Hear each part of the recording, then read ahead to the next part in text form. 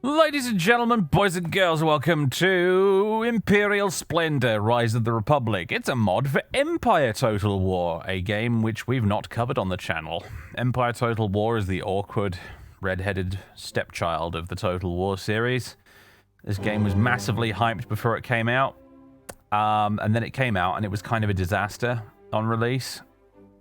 Which became a recurring theme for Creative Assembly games over the years, but this was the first time they totally dropped the ball. Prior to this game, you'd had Shogun, Medieval, Rome, Medieval 2, all four of which were just utterly superb, and nobody had any reason to suspect that Creative Assembly was about to drop one of the biggest clangers in video gaming history. However, they did. It came out, and it was flipping dreadful. Eventually, they patched it up a bit, and at the very least, it ran decently and didn't crash quite so often. But it didn't get kind of quite the same glow up that, say, Rome 2 did in post-release development. What they actually ended up doing is eventually they just moved on and released Napoleon Total War instead, which pretty much fixed most of Empire's issues, but in a separate game that you had to buy separately. Which ultimately, you played it and it did feel a little bit like it could have been an expansion pack for Empire, but never mind. Empire just sort of got abandoned as a result of that. Napoleon came out, and Napoleon was definitely better, and Empire just got left alone. The modding community never took off for Empire either in the same way it did for the previous games, because Empire just wasn't super moddable. I think most people who've played it modded probably played Darth mod, and that was about it. But somewhere along the way, some very dedicated folks came along and made a mod called Imperial Splendour, the latest version of which is this one, Rise of the Republic.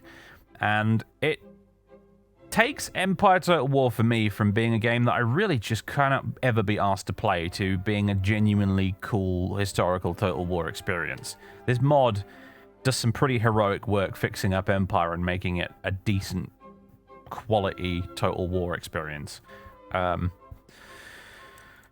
We're going to jump into it. We're going to jump into the Grand Campaign. Now, the first thing to note about Rise of the Republic is it has a later start date than Vanilla Empire, which is why you're able to play as the United States, because the start year for the campaign is 1783 instead of 1700. I believe there's multiple turns per year, more than 2 turns per year, but the campaign length is actually a little bit shorter than Vanilla, because you're dealing with like that 1783 till about Napoleon's Day, I think. So the campaign itself is only about like maybe 4 or 5 decades long, I think. But it covers a narrower period of history that's quite interesting. And one of the, as I said, one of the big deals about it is you can actually play as the United States from the get-go. Obviously, if you play as France, you'll go through the whole French Revolution thing. And yeah, there's plenty of other countries available as well. We got Denmark, we got Hanover, we got Prussia, obviously, Russia. We've got Saxony, Sweden. The selection here is a little bit limited, admittedly, but they put a lot of work into each individual one of these to make them cool and good and whatnot. We're going to be playing as Great Britain because, obviously, I'm going to leave the campaign and battle difficulty on hard, I think. Gameplay options. Yep, that's fine. We got short campaign, long campaign, prestige victory, world domination. I guess short campaign's probably fine. So we're playing as Britain in 1783. We've got parts of Canada. We've got, obviously, the British Isles, and we've got parts of India as well to work with. Britain's probably quite an easy faction to play as in this mod if you just want to get into it, because you're just... It's very difficult for anyone to really attack you, to be fair.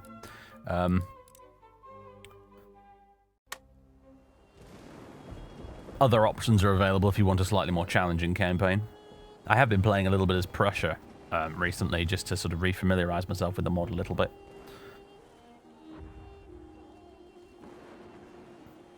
Now, don't get me wrong, this is still Empire Total War with all of Empire Total War's issues, one of which being that France, the entire nation of France, is a single province with a single city, not including Strasbourg, I guess, because Alsace-Lorraine is a separate little tiny province bolted onto the huge mega province of France.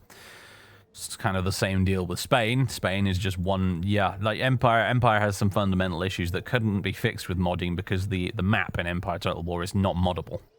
Unlike in previous Total Wars that came out before this. You can't do anything with the map as a modder for this game, so you're kind of stuck with it in that regard. So, yeah, it does make it laughably easy to take France out of the game really early on, because all you have to do is just march straight up to Paris and take it. Boom. Job done. Sorted. But, bearing that in mind, they've done a lot to fix it. They've made the battle AI is the big one for me with this mod. They've made the battle AI way, way, way better. The AI is still it's Total War game, so it's still a little bit dumb, but it's way less dumb than it used to be. Empire Total War's vanilla AI is so laughably bad. The AI can't even form straight lines with its musketeers. It's really, really quite dreadful. But the Imperial Splendour modders did a bang-up job of making the AI behave itself in battles. So at the very least, it plays a lot more like Napoleon does. Obviously, you've still got the naval battles, and the naval battles are still pretty decent, you know. That's one thing Empire did do quite well, is the naval battles. There's some of the Royal Navy right now, as a matter of fact. I'm just going to sail you over into port here, I think. There we go.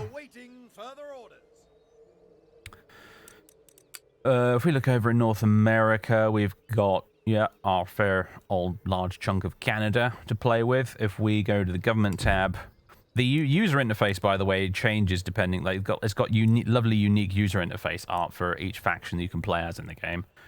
So depending on which nation you choose, the user interface has different textures and nice stuff like that. So that's quite fun and nice and thematic. Our income next turn is apparently 20 grand. Being Britain apparently makes us filthy, filthy rich in this mod, which is lovely. Let's see what we got to play with up here in Canada then. So we've got lots of new units in this mod.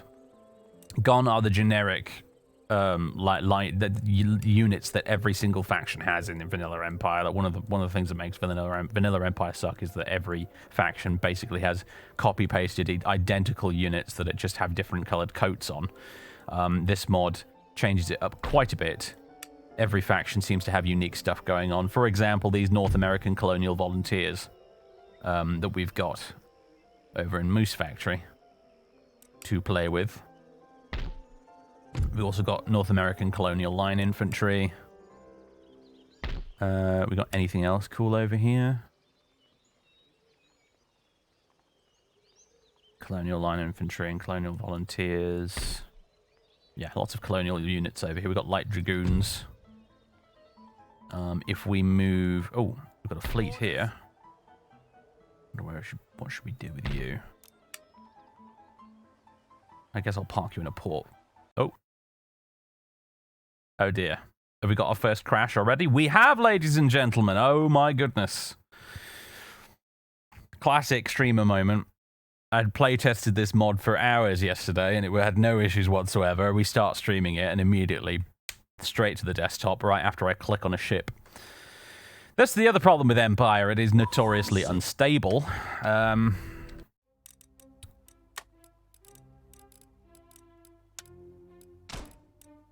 Let's try that again, shall we? Once more with feeling.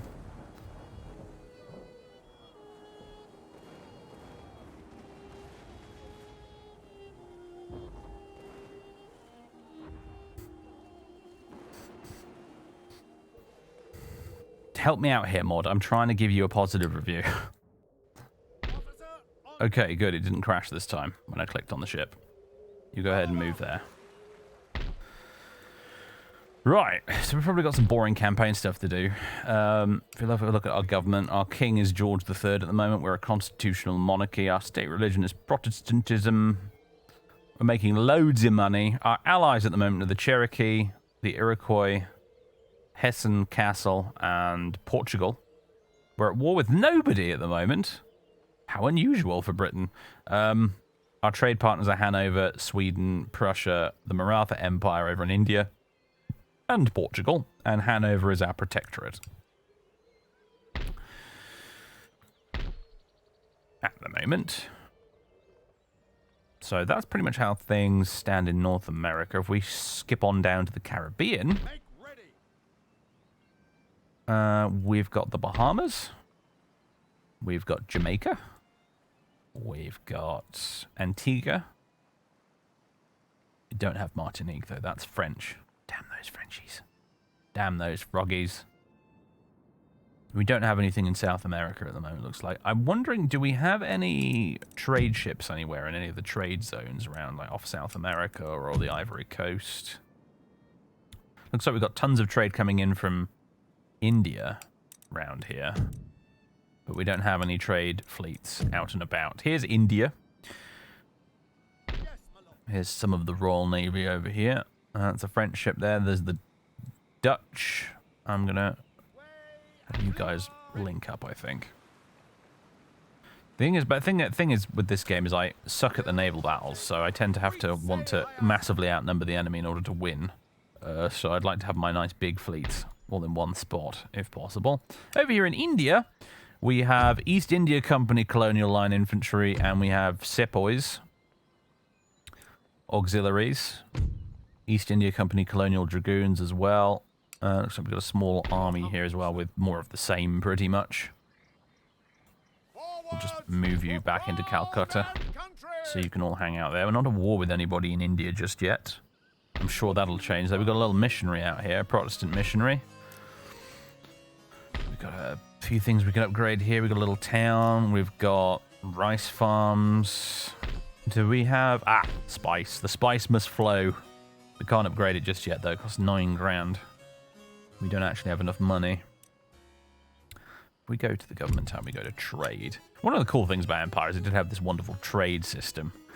Looks like the most valuable thing on the market at the moment is ivory, followed by spice. Good thing we've got a monopoly on... Well, not quite a monopoly, but it looks like there's a good thing we've got access to a lot of spice. Ivory is something that might be worth looking at, though. We could send a trade fleet to the Ivory Coast. It's just as soon as I actually build one, of course. Lord's servant. We probably want to consider what we want to upgrade. Church school, chapter school. There's lots and lots and lots and lots of buildings we could upgrade all over our empire at the moment. I don't really know where to begin, quite frankly. If we go back to the old homeland, yeah, there's more stuff to upgrade here as well, including we could upgrade our naval base. We've got a scholar. I think we should probably send to Oxford. Without further delay. We've got Oxford there, and we've got Cambridge over there. Because we start off in 1783, a huge chunk of the tech tree is already researched at the start of the game. So choosing what we want to actually research, well, yeah, not sure where to go. Let's see, down here we've got semaphore lines, +2 to management for Navy administration. I don't even know what that means, quite frankly. Enhances national prestige. Line of sight for all generals. +5% army campaign movement range. Foreign Legion recruitment. Enables recruitment of loyal French emigrants, apparently. French expats. Cool. How do I get the tech tree up again? Research, there we go. Royal Military College. Is this Sandhurst? Not quite, is it? No, Royal Military College was founded in 1801 and established in 1802 at Great Marlow and High Wycombe, but moved in October 1812 to Sandhurst. There we go, yes. It was a British Army military academy for training infantry and cavalry officers of the British and Indian armies. The Royal Military College was conceived by Colonel John Le Marchand, whose scheme for... This text is really small on my screen, it's difficult to read. Whose scheme for establishing schools for the military instruction of officers first met strong resistance on the grounds of cost. There were already some small private military academies for aspiring infantry and cavalry officers in existence, notably one which had been operated at Chelsea by Louis Lochet from about 1770 until he wound it up in 1790, but none of them had any formal approval by the British government. What a weird idea, just like not having any formal state-sponsored academy to train your officers. Crazy stuff. What do we got here? Foreign infrastructure integration enables recruitment of lots of foreign ships. This tech allows you to use local shipbuilding traditions from your newly conquered regions for your own navy. It lets you build new ship designs by local shipbuilders. Oh, okay. So, for example, if I were to reconquer the United States, for example, we could build United States class frigates with this tech in American shipyards. It's kind of a neat idea, that, actually. What else we got? Streamlined hull designs. God, what a sexy looking technology. Minus 1% upkeep costs for all naval units, plus 2% top speed of ships in battle. A whole 2%, everybody, and it's going to take 15 flipping turns to research, too. How exciting. The Nautical Astronomic Almanac.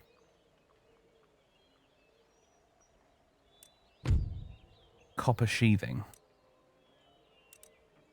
21 turns to research that. Let's have a look at industrial tech. Maybe there's something good in here.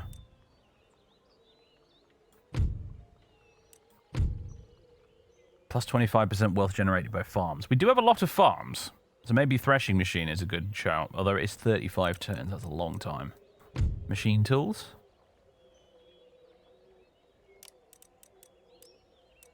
Power loom. Power loom. Power.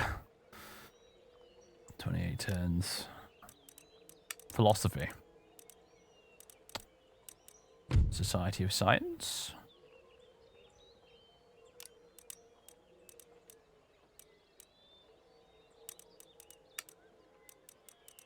I think I'm gonna go with machine tools at Cambridge, and Oxford can research semaphore lines, maybe, I'm thinking, or possibly a naval tech of some description. We are Britain, after all. This one here, streamlined hull designs, only 11 turns, which compared to some of the other techs is a very short amount of time, so we'll go for that. Right, we've got the army up here led by Frederick Augustus, the Duke of York. This grand old Duke of York apparently does not have 10,000 men. Not even close. Will he march them up to the top of the hill and back down again, though? That is the question. If we look at shipbuilding, there is so many different vessels to choose from. So many it almost breaks the user interface.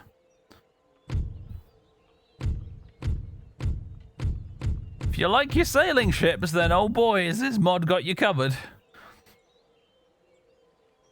At the end here, we've got merchant, like trading ships. We can use these to take those trade nodes off the coast of Africa and South America and whatnot. I might want to build some of these and get a trade fleet out to the Ivory Coast. That's what I'm thinking. Question is, which one do we want to build? We've got Indiaman. No matter which one we go with, it's going to be terrible in combat, so we might as well go for whichever one is the cheapest. Which looks like it's probably this one here, medium trade ship. So we'll get those. We can also make a fire ship if we want to, or a bomb ketch, or recruit a new admiral. No, we'll stack up some medium trade ships. That's most of our money gone for this turn, actually. We're going to get a hell of a lot more, though, in our subsequent turn. You chaps, I'm going to move down here to Portsmouth. In case, just so you're there and ready to go if we need to move you out somewhere. And I think this little navy here, led by Richard Viscount Howe, you can dock at Portsmouth for now. We've got enough money to upgrade a farm in Ireland. Sheep. Great estates, apparently. Is there anything we can upgrade in India? An iron mine.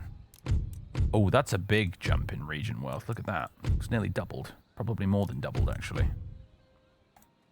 We might work on some mines in India. Yes, my lord. Just hop back over to North America for a moment. I'm wondering if it's worth shuffling some troops around. For example, sending you guys down Oh, is there like a weird thing here? It's like I can't move across this territorial line.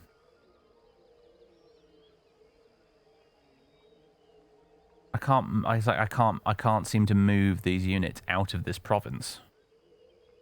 That's weird. That's very weird. These guys can move through here, no problem. I cannot do that. They can't move over Sorry. there. There's some weird stuff going on over here. I'm not sure what this is about. Bit peculiar. Let me just grab these light dragoons. Waiting for orders. Can't do that, General. Yeah, it won't move anywhere.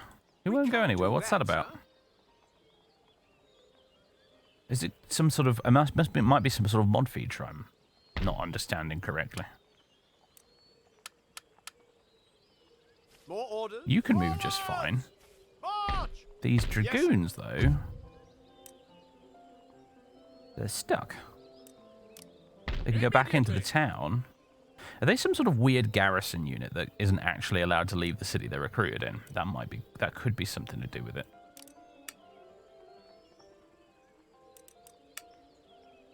It's got a different background color on its unit card.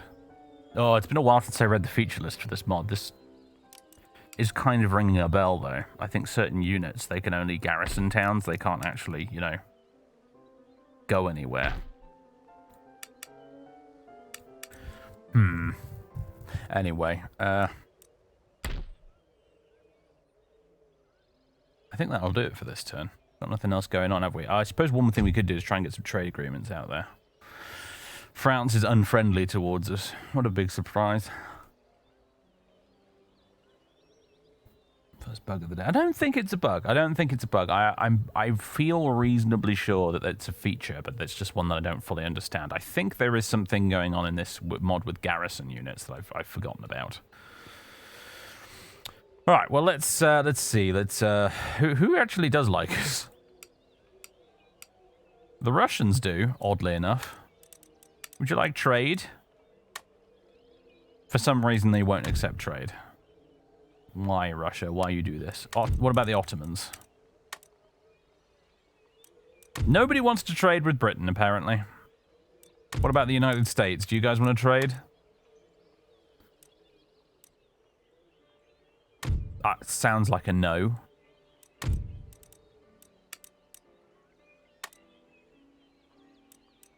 Wow. Nobody wants trade agreements, apparently. What about minor nations? Sicily, for example. Oh. Ports in their home region are at full capacity. We can't do that, then. Savoy. Nobody wants to trade with me. What's going on? The Pashalik of Baghdad. Would you guys like to trade? Not even you. What about the Dutch? The Dutch... Pfft. They will agree to a trade agreement if I give them Jamaica and Montagne, and they give me Curacao yeah, no. You got Empire Total War diplomacy is a trip. Honestly, I will be disappointed if by the end of this stream Russia has not offered to buy Gibraltar off me at some point. Genoa. Wow. Venice? When I was playing as Prussia, I had no difficulties getting trade agreements with people. But as Britain, apparently, nobody's fucking interested.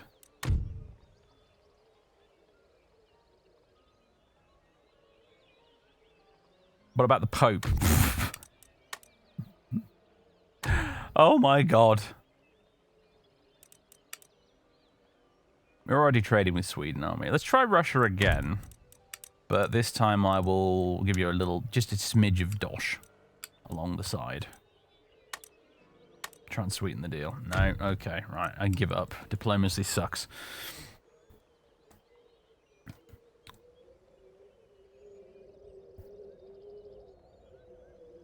Right. Well, that didn't go quite according to plan.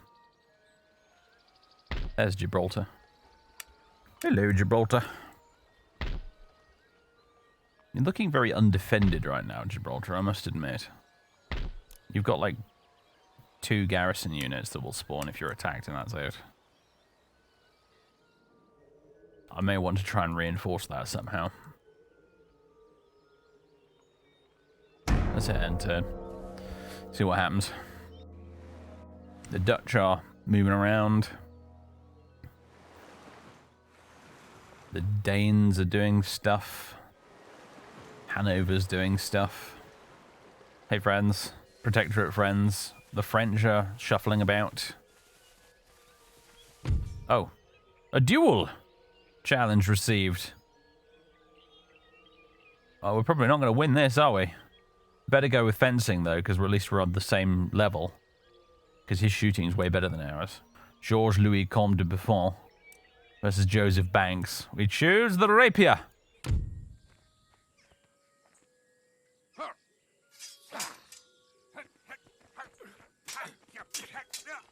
Good old agent movies. Not sure which guy's ours, though.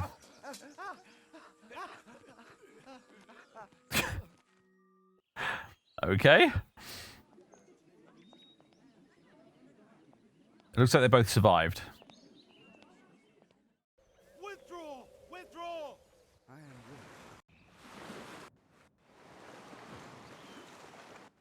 We don't have troops in France, Jacina.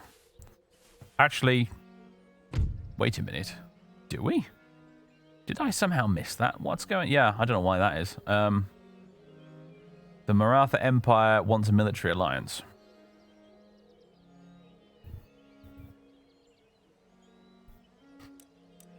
It's going to be a no from me. For the moment. Ah. The Sultanate of Morocco has declared war. I won't call my allies to help.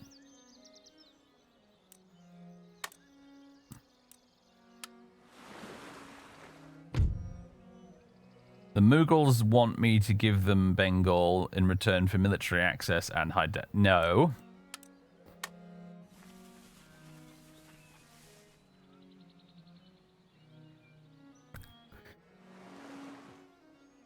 Alright, Morocco. The Russians will go for a trade agreement if I give them 1,600 quid. I don't know what the currency is in this. Fine, go on then. Is Russia at war with Sweden right now? Kind of looks like it.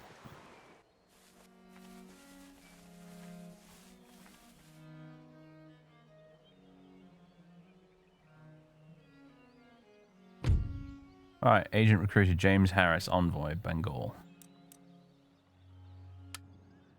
Okay, that's a spy type character, isn't it? James Harris. Over here in Calcutta. James, you're going to go on a little expedition into northern India to just keep an eye on the Mughals for a bit, I think. Alright, let's see. Duel lost, Joseph Banks. The fellow has lost a duel against a most worthy opponent. Honor has been satisfied, allowing him to leave the field with his life. Now then, someone said something about me having troops in France. And no, I don't. No, we don't have any troops in France. Not sure what that was about. We have an envoy, a sneaky, sneaky spy, can infiltrate this French school, university or whatever it is. France and Austria no longer allied, apparently. Tactical retreat, George Augustus Eliot. Your Majesty? Oh wait, was he stood over in France for some reason at the start? I don't know what happened there, that was weird. Changes in diplomatic relations mean that your army can no longer remain in the region it was standing in. It is retreated to the nearest safe region. Okay, that's odd. Yeah, I don't know why we started off with troops in France. How peculiar. Right, you definitely outrank this other chap, don't you? The Duke of York, you can go hang out in London.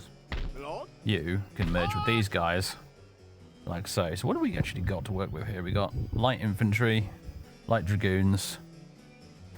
Regiments of foot. Highlander Line Infantry. Line Grenadiers. Some 12 Libers cannons. Libers? 12-pound cannons, right. 12-pounders, surely. Some Dragoon Guards and Royal Horse Guards. And then, of course, the General himself. That's a nose and a half, isn't it? Darling of the Gutter Press, skilled siege defender, superior general, brave soldier, artillerist. He's 66, though. He's getting on a bit. Last jig at Tyburn. Oh yeah, there's lots of historical pop-up events and stuff in this mod as well, which is nice. Little flavour of text events. Tyburn has been a place of execution in London since 1196, and the terrible Tyburn tree, 3 18-foot wooden legs, supporting 9-foot crossbeams arranged in a triangular shape, was in place in use from 1571 to 1759. The design of the Tyburn tree made it possible to execute many criminals at once, the record being 24 hanged simultaneously. In 1649, straddling the roadway at the junction of Edgware Road and Bayswater Road at the end of Hyde Park, the gallows served as a grim reminder to any potential wrongdoers of the power of the law in Britain, attracting large crowds whenever there was a hanging day. The tree was eventually removed in 1759 as it was blocking the highway, and a smaller mobile gallows has been used ever since. Now Tyburn's time as a place of execution is past, and as its last victim, highwayman John Austin, has been hanged. As the procession from Newgate has become more and more difficult to manage, with escape attempts, rescues, and sometimes even premature killings a common spectacle, the authorities have decreed that in future condemned prisoners will be hanged outside the prison walls instead. Trade group raided by the Moroccans, yes? Okay.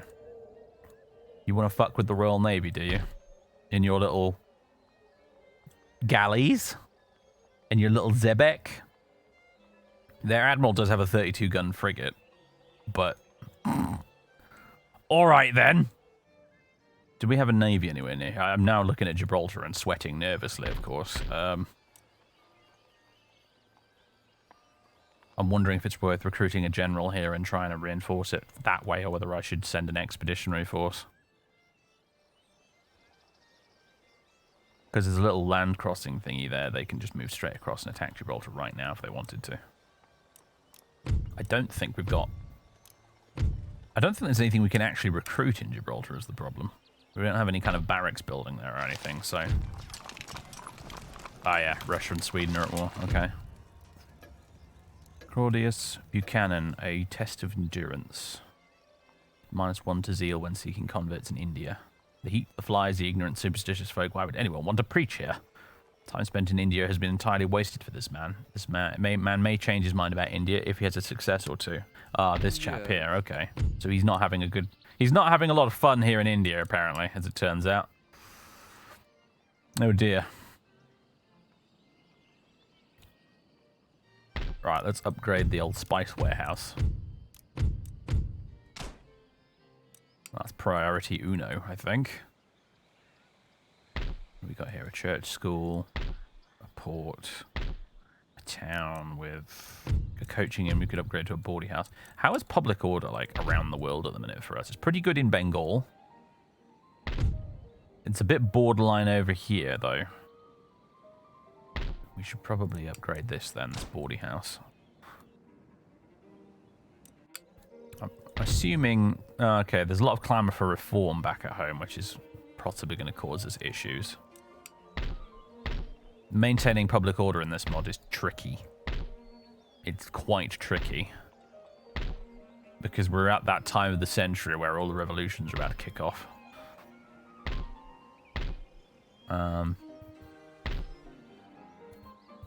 I don't think I have a lot in the way of public order buildings here in the UK itself, do I? Ireland, ironically, well, the working classes are pretty neutral, but it's a bit... It's actually not looking too bad over there at the moment. Admiralty Office, Observatory, Provincial Parliament, Army Board, Army Staff College. Is that...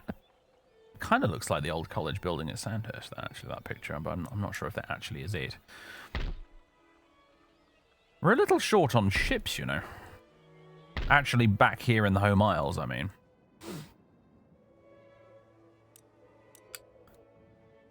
You guys. What do we got here? Robert Digby. He's got HMS London, HMS Defense, HMS Invincible, and HMS Roebuck under his command. Right, you guys. You need to head back to Europe. We've got some Moroccans to kick off of our trade routes. I imagine, yeah, we've taken a big hit to our income as a result of that bit of piracy that's going on there right now. Not good. Not fantastic. Not ideal, one might say. See if we can... It's going to take a long time to recruit anything. Recruitment time is quite lengthy for the best ships in this mod. Something you want to probably plan ahead of time.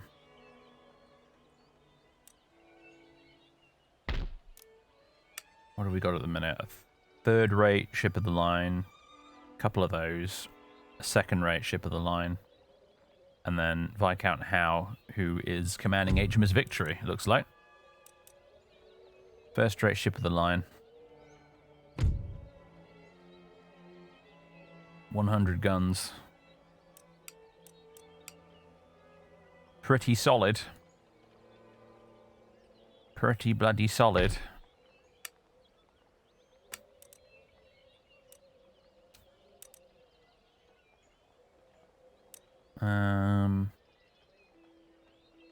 You can get some fifth-rate frigates. Robot class. Adventure class. I think this has slightly more firepower. Let's recruit a few of those. Oh, what's that? I've just recruited a Mermaid 6 class. A sixth-rate frigate. Alright, sure. We'll throw that in as well. Just beef up our numbers a little bit, you know.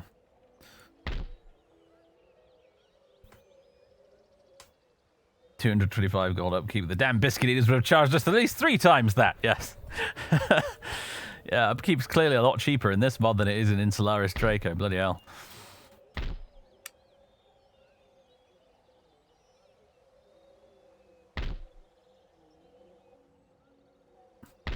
Look at that bastard. Taking all of my trade. Well, not quite all of it, but he's taking a big chunk of it. I think, are we still recruiting those trade ships over here? Yeah, we are. 2 more turns left for them. That's a long-term project, though. We've got Moroccans to worry about in the meantime. Over in North America, everything seems to be pretty chill, honestly. Still haven't quite figured out what's going on with these guys. You can move pretty much any way you want to. That seems to be alright. These light dragoons, though. More orders? Oh yeah, you're okay as well. Maybe it was like a weird turn 1 scripty thing that was going on. What about you guys? Yeah, you can move anywhere you want as well. Alright, fine. I'll take 2 units of these colonial volunteers and move them down here, I suppose. Public order should still be fine up here. Yeah, totally. Totes my goat's fine. Your Majesty, make ready. That's alright. As hilarious as it would be to try and invade the United States, I doubt we'll get around to that in this stream. That would be an extremely long-term project, that would. Let's have you guys link up over here in the Caribbean and have you dock at Jamaica in Kingston. Got a little fleet in the Caribbean now that's half decent. Actually, you can head over there as well. Group you up into one big-ass fleet. Very good. Alright. So, we're at war with Morocco. Not who I had on my list of people we'd probably be at war with very quickly, but there it is. Can you get a 32 gunner and call it HMS Surprise? There seems to be some disagreement in the chat on what class of ship Surprise is from Master and Commander.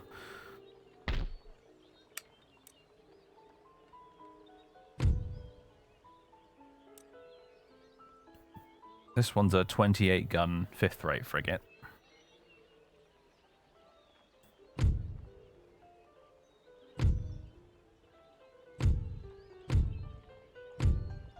Oh, actually, it's got more than that, hasn't it? It's got 8 9-pounders and 4 6-pounders in addition to that. So we probably want to go even further down, don't we?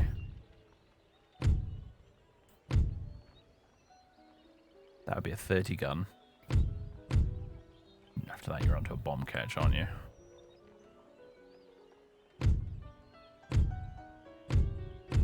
I have no idea which of these would be HMS Surprise. That one kind of looks like it from the film, but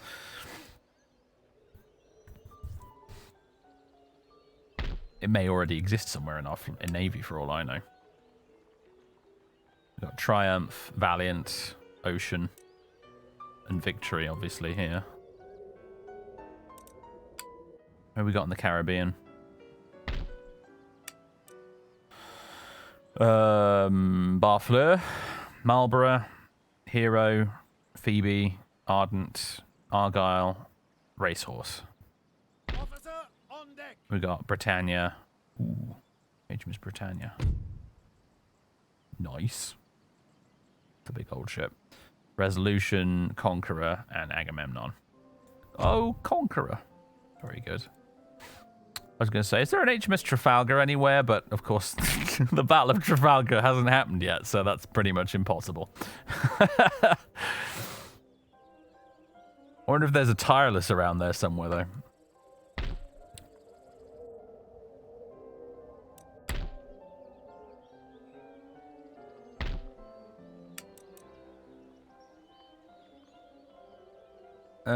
Okay, nothing else to do for this turn, I think.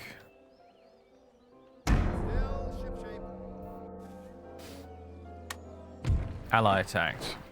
Aggressor, United States, has attacked the Cherokee. Wait, no. It's just that they've attacked the Iroquois. Yeah, do I fancy starting basically a world war over this? I don't think I do. The US, Spain, France versus me, the Cherokee, and then, yeah, no, sorry, Iroquois, you're on your own.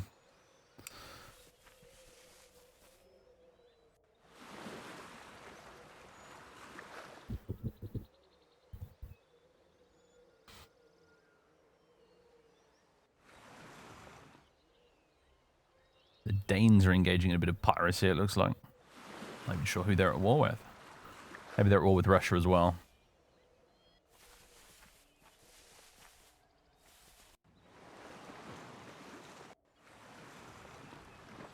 Will you get out of the channel, you frogs? Making me nervous. Well, good luck to the Iroquois. They're gonna need it, I think. Oh, crap. The Moroccans are here. What have they got? Maxani Cavalry, Seba Berber Horsemen, Tribal Horsemen, Irregulars, Skirmishers, Irregulars. And we've got Firelock Armed Citizenry, Mob. Okay, well, I'll go ahead and auto-resolve that. Oh, Morocco. Morocco.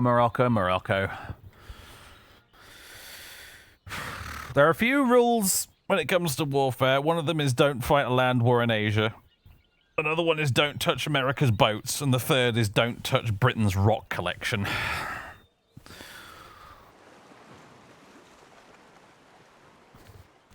You're in trouble now.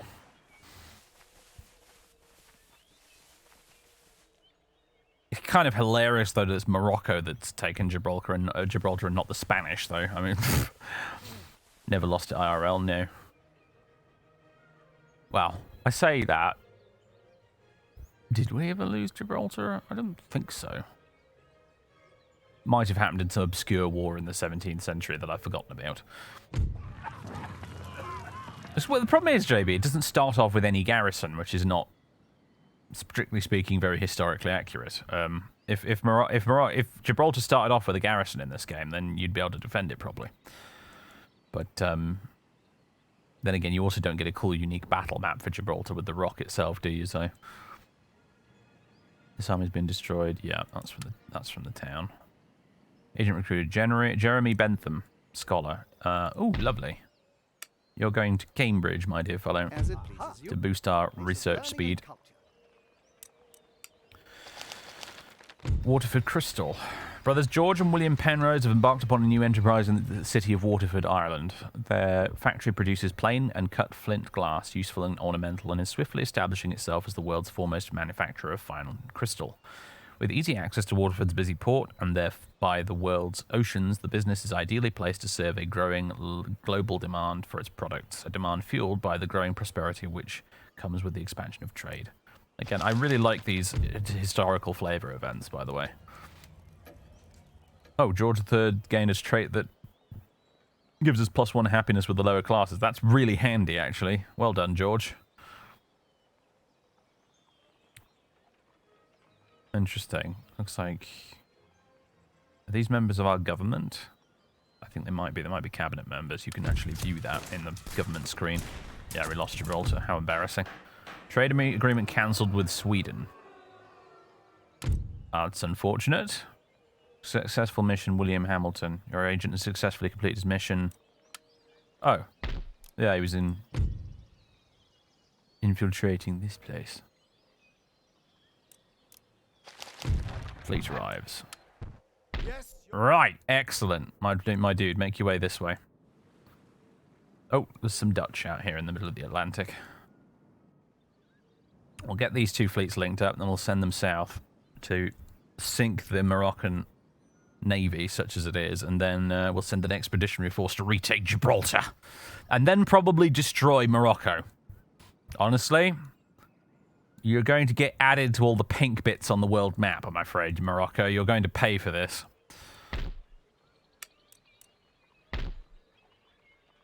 Meanwhile, do we want to recruit any new land units in preparation for this little expedition?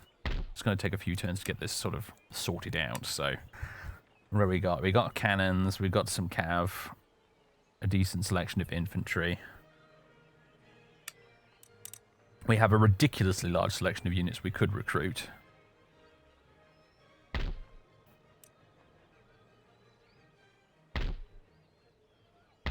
Helps to select an actual city to do this, actually, I think, really.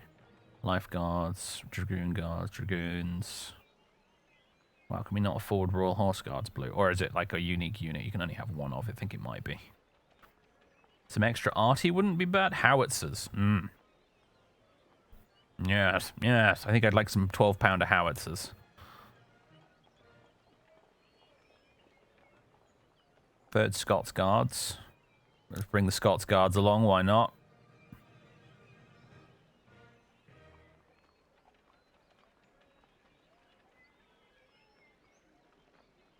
And probably just some basic bitch line infantry regiments to bulk out the force with. That'd be good. Right, so there we go. Yeah, we're recruiting some 12-pounder howitzers, the Scots Guards, and some foot regiments. Just to beef up our expeditionary force a bit. Yeah, that recruitment tab is nuts, isn't it? That's what I love about this mod. I love this mod because it expands the unit rosters really beautifully. You get all these wonderful, historically accurate units. And one thing I will add as well is that they are all of, like in terms of 3D models and stuff like that, and the pictures and artwork and everything, they're all of consistent quality. There are some mods you can get for Empire Total War which effectively amount to basically just being mega mod packs where every nation has like 200 recruitable units, but they've all been taken from other little mods and none of them are of like comparable quality. Like it's really variable like quality. All the art style for the unit cards looks different. The art style for the actual 3D models and textures looks wildly varies in quality, you know. I like Imperial Splendour because it keeps everything consistent. It feels like a much more professional mod as a result. So, that's part of the reason why this is by far my favourite mod for Empire. And honestly, it's probably the only way I enjoy playing this game, actually, is with this mod. I would never play this vanilla these days.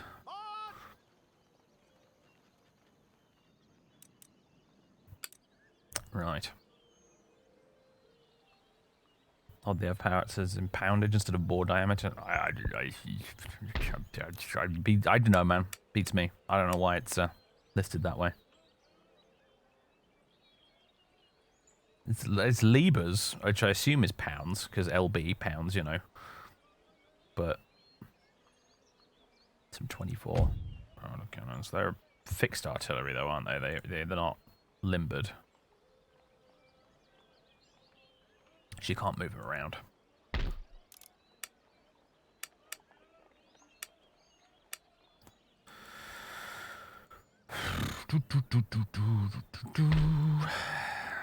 Right. We could probably sail down there with this existing navy and maybe take on these guys. But as I said, I've always been really terrible at the naval battles in this game, so I'm not feeling confident. I kind of want to outnumber these guys 2-1 and make sure it's an utterly unfair fight. Now then, what's going on here? Multiple nations, some enemy. Oh, Morocco actually does have some trade coming through the English Channel. Well, let's put a stop to that, shall we? No, Sonny Jim, I think not. We should be seizing all of those Moroccan trade vessels.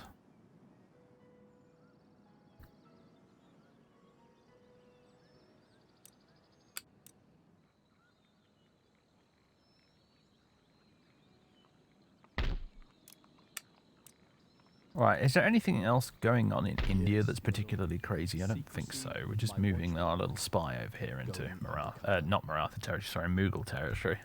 Maybe I should have taken that alliance with the Marathas while it was on offer. May come to regret that decision, I don't know. We've got a port somewhere along here we can put you guys in. Yeah, we do. Stick you guys in there. Alright, Indian fleet. Which includes a Spanish ship that presumably was captured, and ironically it's called HMS Gibraltar.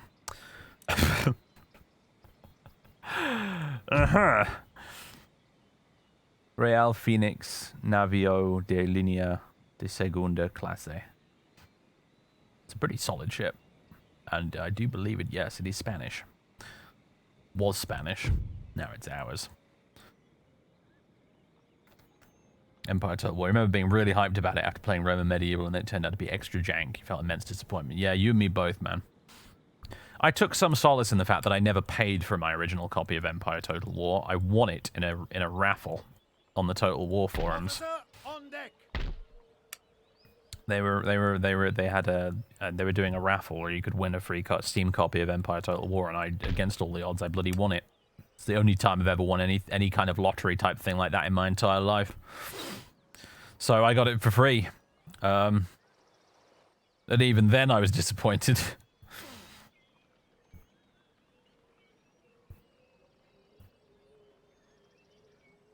Alright, I don't think there's anything less for us to do, is there? End turn. The Americans are marching about. The Dutch are sailing about. Hanover is sailing around. The French are doing something as well. What are you up to, France? Are they... Oh, are they making their way over to America? Because technically the French are at war with the Iroquois now. Okay, the Marathas are really keen on a military alliance. And interestingly, the Mughals are a protectorate of the Marathas, I've just noticed. That's odd. You know what? I'm okay with this, because... I mean, eventually I'd want to expand in India, obviously. We have to secure the tea, after all, but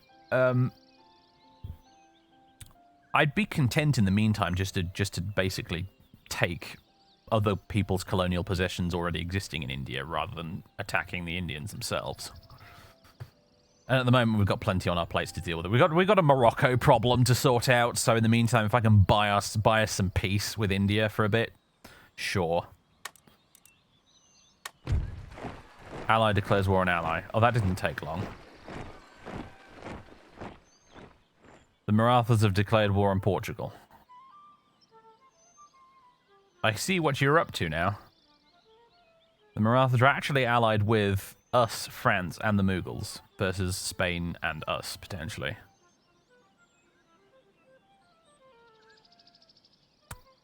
Yeah, sorry, Portugal.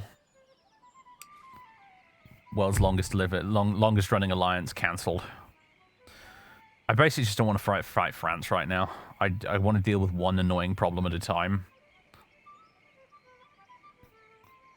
One shit at a time, as Winston Churchill once allegedly famously said. They want me to... The Mughal Empire wants me to give them the Bahamas for its military access for 20 turns. This is the Empire Total War diplomacy. Why are you the way that you are? No, absolutely not. The Mughal Empire is not getting territory in the Caribbean. Not on my watch. Alright, Russia's doing things. Russia's fleet looking a bit battered there. I think the Swedes have been giving them what for. Why do they think you need military access so badly anyway? I have no idea. I have no idea. The diplomatic offers you get in this game from the AI nations are so completely unhinged. It's something that even mods have not been able to fix in this game. Alright, we've built... Actually, we did manage to build that iron mine down here in India, so that's good. That's a bit of extra money in our pockets each turn. Successful mission. Oh, yeah, very good. Traits gained. James Ramsey over in North America is also suffering a bit. He's not enjoying his time over there, apparently. Charles Cornwallis, trumpeter.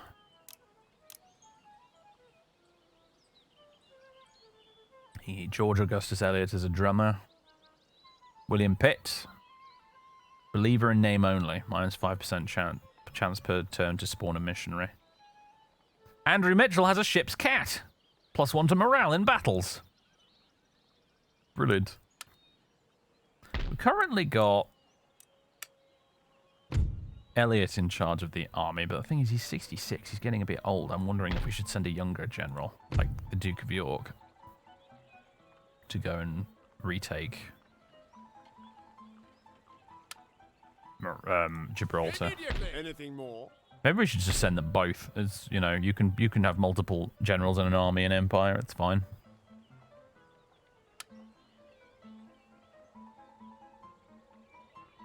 But on the other hand, maybe I should leave at least one general back home on home turf. One more turn until those are done. 2 more turns until the Scots guards are recruited. Got anything else we could grab for 1 turn? Maybe another artillery piece.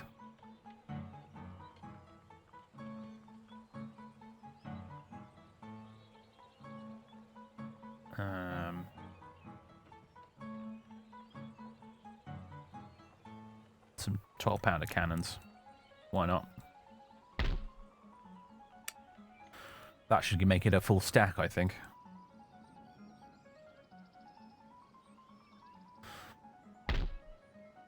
Right.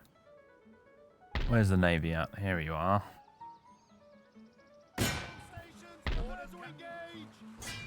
You guys go and meet up in the middle there and make your way down south. Across the Bay of Biscay. Slowly closing in on the Moroccans. Speaking of the Bay of Biscay, one game I want to stream on the channel is U-Boat, actually, because it recently came out of early access. It has been fully released. I almost streamed it today, but at the last minute I changed my mind and decided I felt a bit more like playing this. But next weekend, I'm thinking maybe on Saturday. Because we streamed Doom this last Saturday, didn't we? So I'm thinking this coming Saturday I'm going to stream a bit of U-Boat. So, for those of you who have been jonesing for some submarine action on the channel, that might be headed your way quite soon. Ah! Our trade ships are done. And I think so is HMS Orion, our mermaid class. I'm going to join the rest of the fleet over here. Marvellous. That's a half stack of ships now. That's a decent amount. We can definitely squish these guys, no problem now, I think. And should be adequate as well to defend the expeditionary force once it's afloat. Although I think we're probably it's old school, isn't it? In Empire, you can't just send an army out into the ocean in this game. It's we have to send the fleet back to go pick them up, don't we? And then transport them. But that's okay. Right, what do we want to spend a bit of dosh on when it comes to upgrades?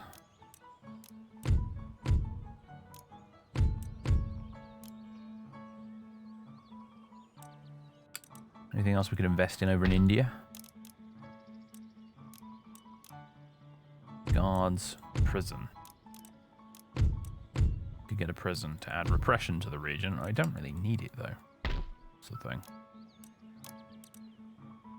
we could upgrade this town hall to a borough council or a governor's mansion.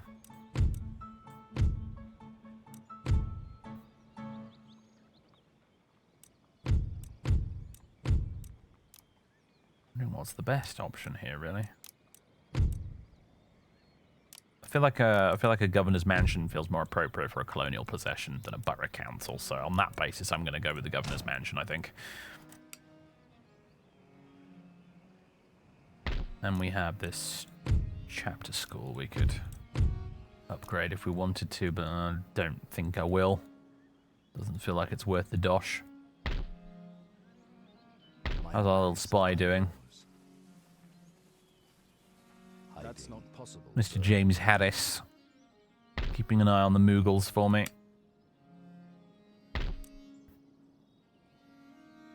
They've got elephants. Elephants! Oh yeah, here's our trade fleet. I'm going to leave them in port for now. The high seas are not exactly the safest place at the moment for us. So, if I'm going to move these guys to the Ivory Coast, they're going to need an escorting fleet. So, I'm not going to send them out by themselves, otherwise they'll get sunk by the First Nation that declares war on us. So, we'll have to recruit some additional ships to escort you lot,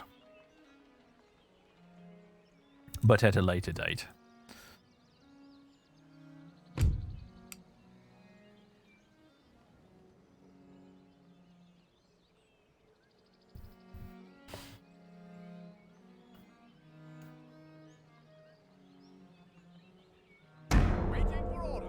Ah, those guys arrived. Oh, the Americans are doing American things.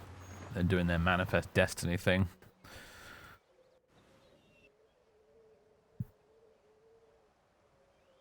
Poor Iroquois. Bad luck. More troop movements in Russia. Don't know what they're trying to achieve there by shuffling those around constantly, but whatever. AI's doing AI things, I suppose. The Swedes are raiding Russian ports again.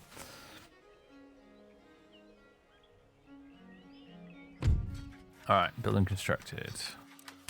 Successful mission. Also got nation destroyed. The Sultanate of Mysore has been destroyed. That's over in India, isn't it?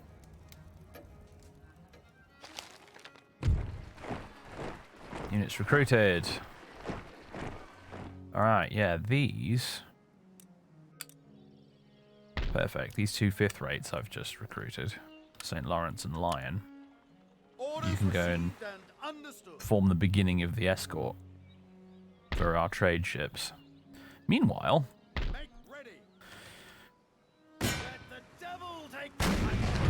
here we go. Right, so they've got a 32-gun frigate, the Nassim Zafar, and then they've got a Zebek and 2 galleys versus all of our stuff.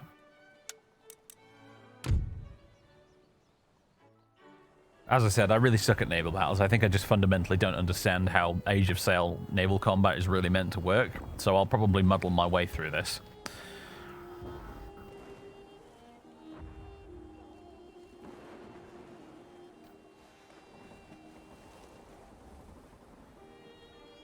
Right. Let's have a look. We've got Roebuck, HMS London, Ocean. Some really huge flags on them. Triumph, Valiant, Arrogant. No, wait, no. That's Defense and Invincible. It's an Arrogant class. And there's Victory. There she is. Good old HMS Victory. I noticed as well that the crew have the correct uniforms as well, which they don't in the vanilla game. The Marines actually look like Royal Marines. They've got the correct uniforms, but the captain, he's wearing blue, which is how it should be. In vanilla, for some reason, all the Royal Navy people are wearing red, which they shouldn't be. So.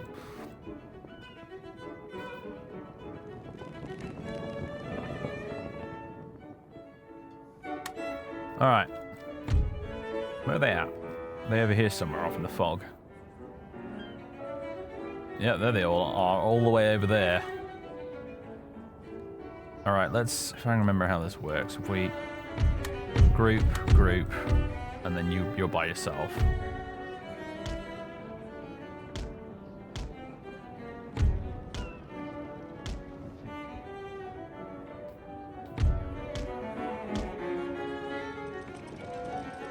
Off they go. Now, the naval battles in this mod are, I think, a bit slower paced than they are in vanilla. The ships aren't, like, turbocharged with, like, outboard motors on them, so if you do end up sailing directly into the wind, they will almost completely come to a stop. And cannonballs do very, very little actual, like, hull damage in this as well. Typically, these naval battles in this mod get resolved, I think, pretty much like they did in real life, with the crew actually surrendering rather than the ship sinking. Because from what tiny bit I know about naval combat of this period is that ships actually sinking was relatively rare, because they're made of flipping wood, and wood floats. So, unlike in the original game, I don't think you don't usually end up actually sinking a lot of ships in this. What will probably happen is that we'll shoot the Moroccans enough that they end up surrendering or running away.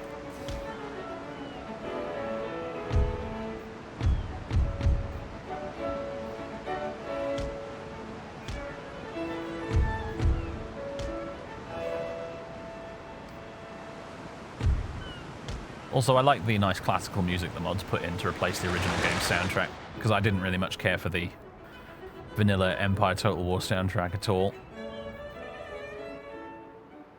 Does mean this VOD's probably going to get copyright claimed on YouTube, but never mind.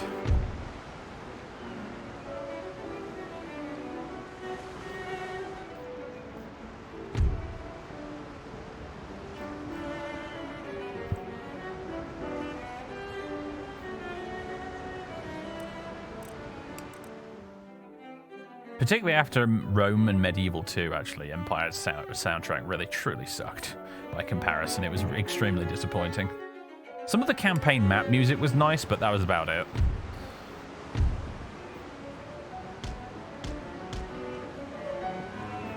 Okay, you guys head that way.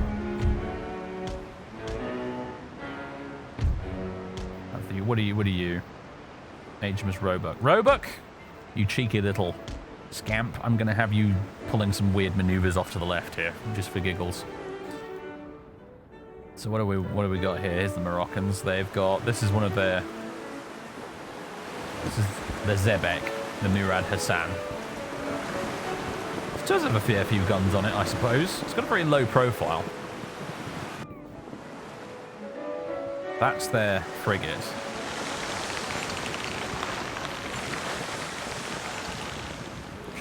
Check out the drip on these Moroccan sailors, though, eh?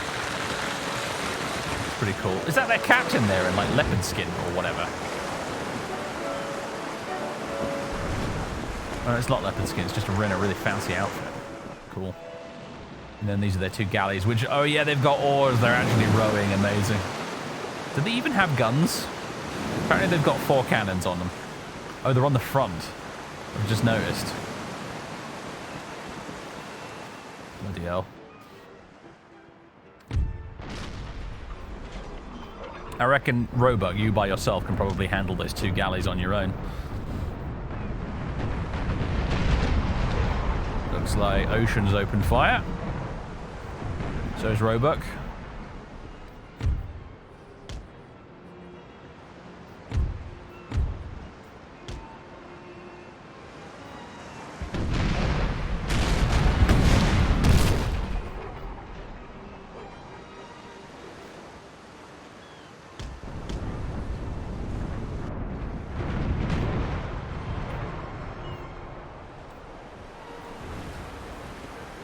What are they doing? These lunatics. They're coming in to shoot at point blank range, apparently. About to get a broadside from HMS London, though. Yeah, Roebuck going off this direction seems to have royally confused the AI. I love it. Alright, here we go. Is the money shot. Oh, are you going to reload in time? Oh god, tell me you're going to reload. We've got to shoot them from this distance. Or did they already fire and I missed it? I think they may have already done so. Oh well.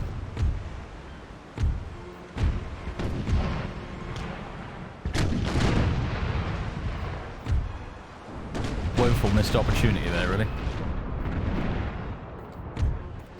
How's it hanging, Roebuck?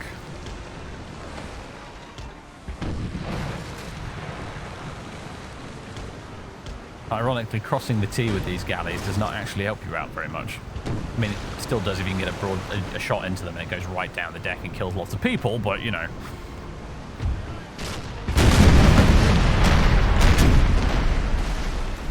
Amazing, I shot them right in the face and still didn't take out any of the cannons.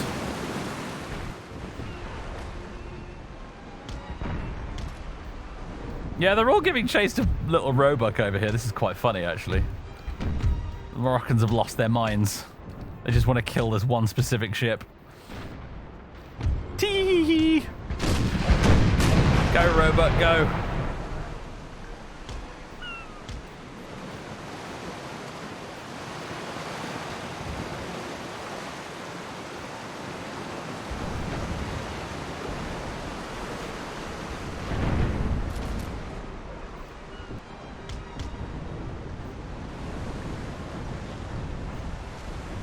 Wow. Oh, man. The sails just got knackered on this thing. Main mast just went down.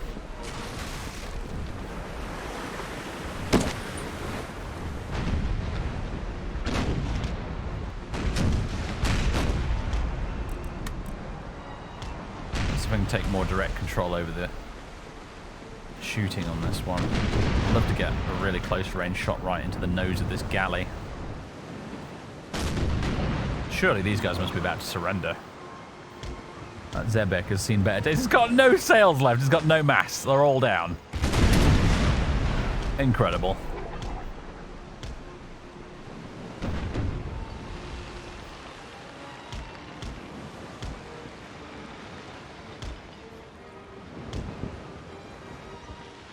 Alright, just need to get this reloaded.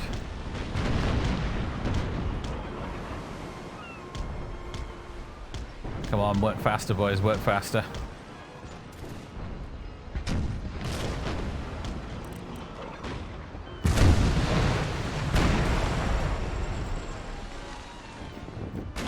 That was not quite as devastating as I might have hoped, but never mind.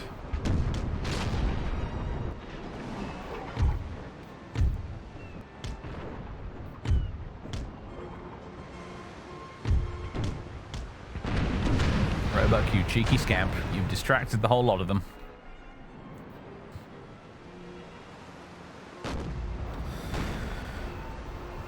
Yeah, accuracy leaves something to be desired. Well,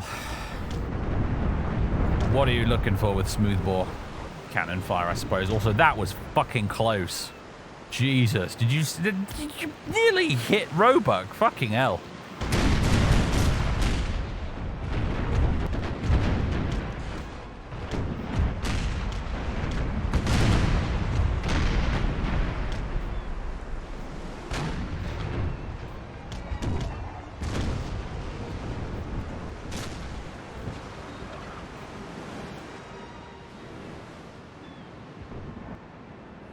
Confident, apparently, these guys.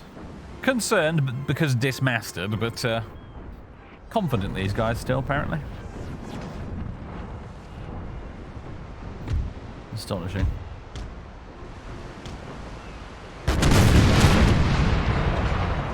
That probably hurt. There's one guy dead on board London right now. These guys have like, this thing has virtually no crew. You should probably just board it.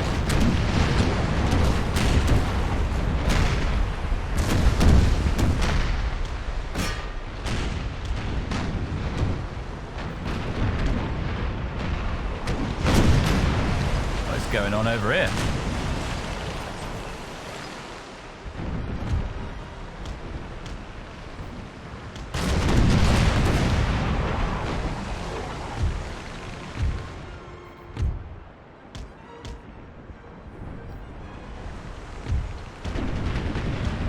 about to get raped end to end from both sides. Yeah, that's the answer.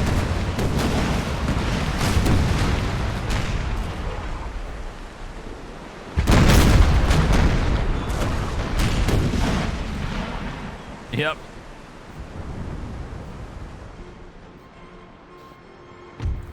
Friggin' ouch.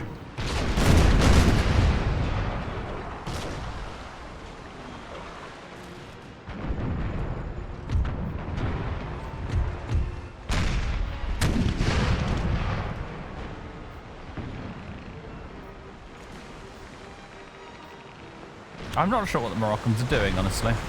They seem a little confused. Is that like their whole crew right there? Oh wow, okay, yeah, their admiral just surrendered. Got absolutely nailed by these two.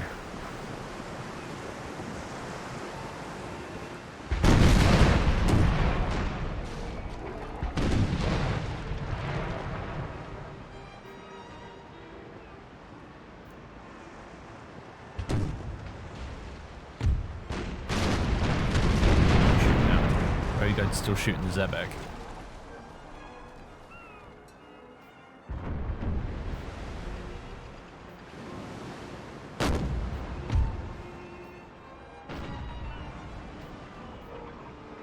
I guess we better come back around this way.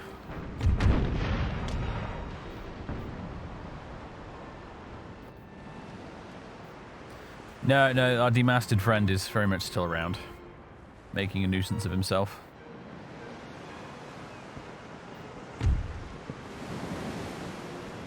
Oh my god, are we about to ram these guys? What's happening here? Right, you know what? Just... They've surrendered. Okay, we don't need to worry about them.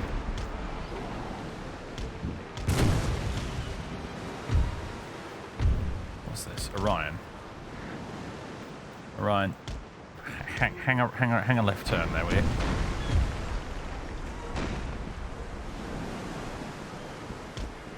It's starting to get a little messy here, isn't it?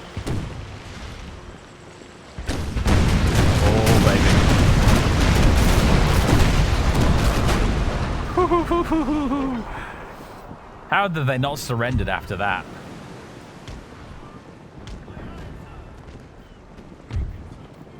You know what? You just weigh anchor and just repeatedly shoot this galley, this stupid galley, until it surrenders.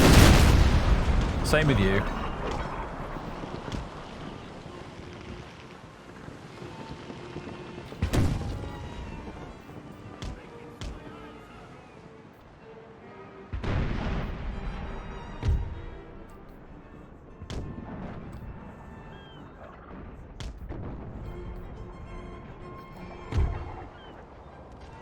Let's take all of you guys and group you up like that. Have you come back around this way.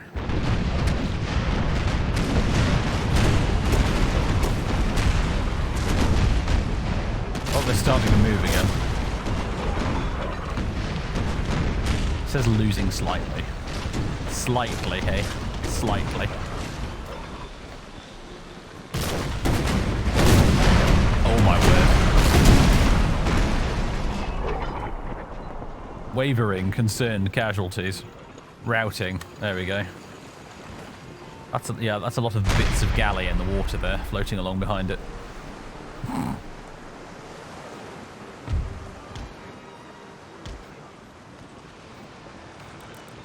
Just bored this stupid idiot. Right, what's left? It's just the Zebek now, isn't it? Oh my... What bloody hell? Does friendly fire mean nothing to you, Roebuck? Jesus Christ. Go over there and deal with that Zebek. Do not fire at will. Do not pass go. Do not collect £200.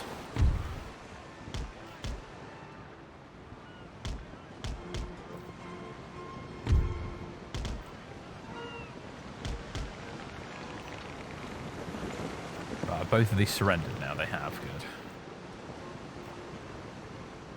They are persistent, aren't they? Definitely not willing to give up without a bit of a fight.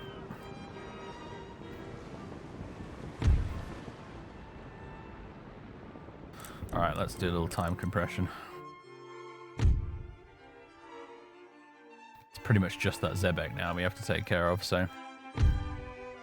You really don't want to change direction, do you? Just turn, for goodness sake.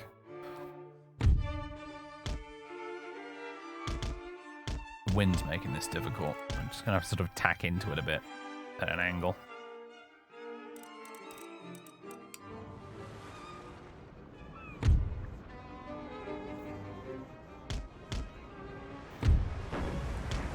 Sort of zigzag. How much crew do they have? 63? Yeah. Got them totally outnumbered.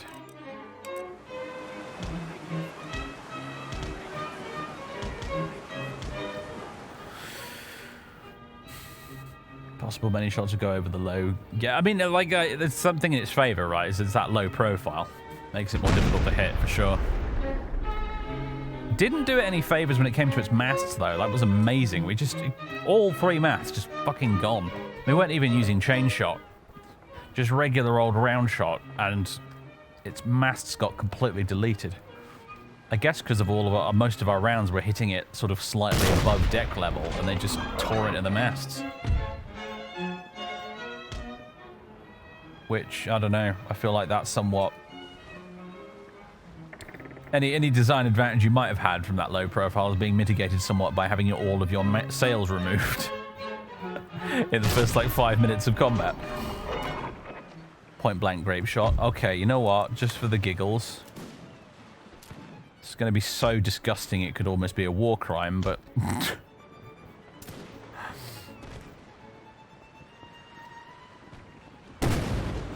Yeah, this one doesn't have orders. It's stuck. It ain't going anywhere.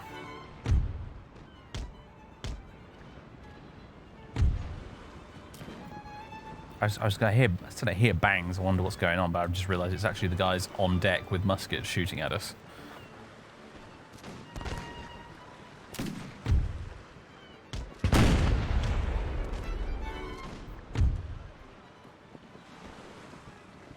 This is going to be brutal. Theoretically, anyway, it could all just sail straight over their heads. I don't know.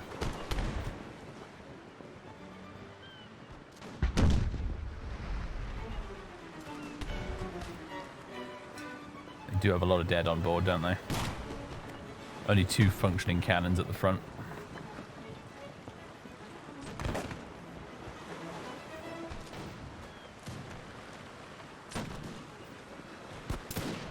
Here we go.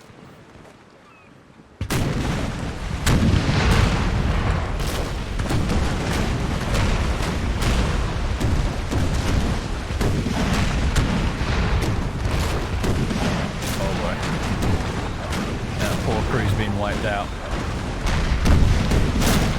Although, only pretty much the first half of the ship, because that's what all the guns decided to shoot at as we went past.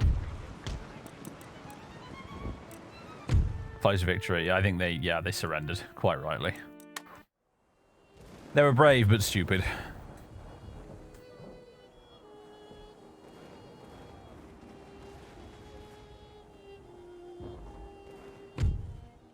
Close. And it's weird, like the way the victories are determined in this is very bizarre, because that was considered a close victory, whereas I've had some battles in this game where it was an absolute massacre. Like it was like 3 enemy units versus my full stack, and that was considered a heroic victory. So it's just more weird Empire Total War bullshit. Essentially, that's what it is. It's just this game, and it's nonsense. You just have to learn to accept it after a while. So. We do want to capture these just for the giggles.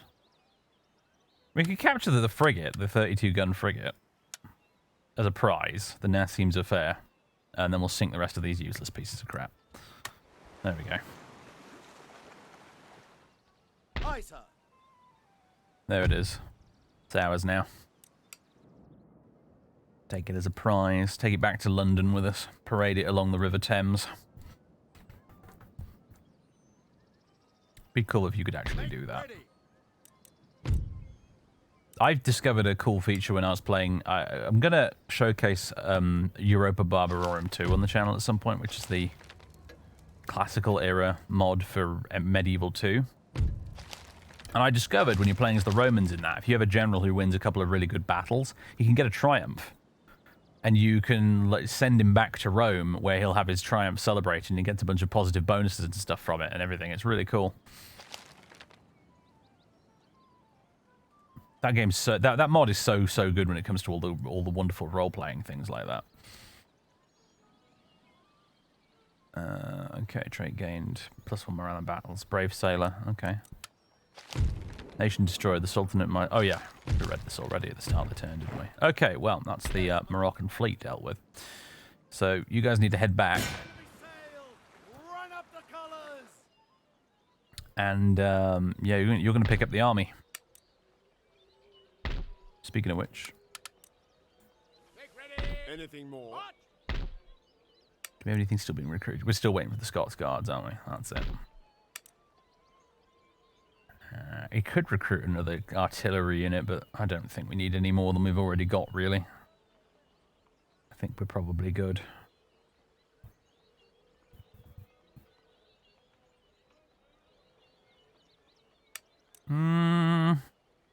Is there truly such a thing as overkill, though?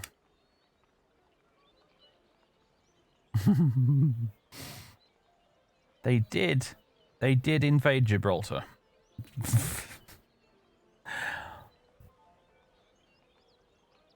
Could get some of these little 6-pounders, I suppose. Yeah, these are horse artillery, aren't they? So they're very fast. They could relocate quite quickly. Yeah, let's get some of those. Let's get some horse artillery. I think someone in the chat mentioned that Napoleon was really fond of his 6-pounders because they were quite mobile. So let's go for that. Why not?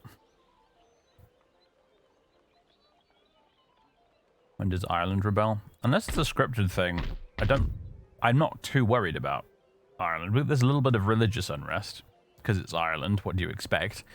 But on the whole, not too bad compared to actually London, on the other hand. There's tons of clamour for reform over here, so...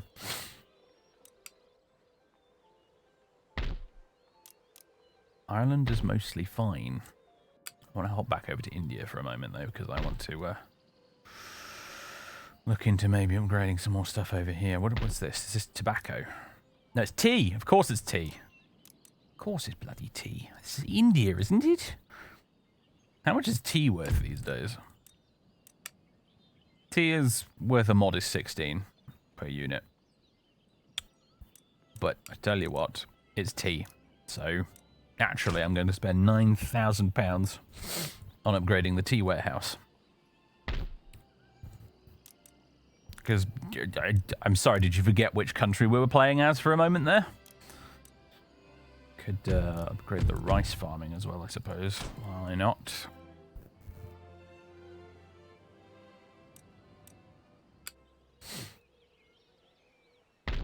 Alright, I think we're good now. Just hit the end turn button and we'll...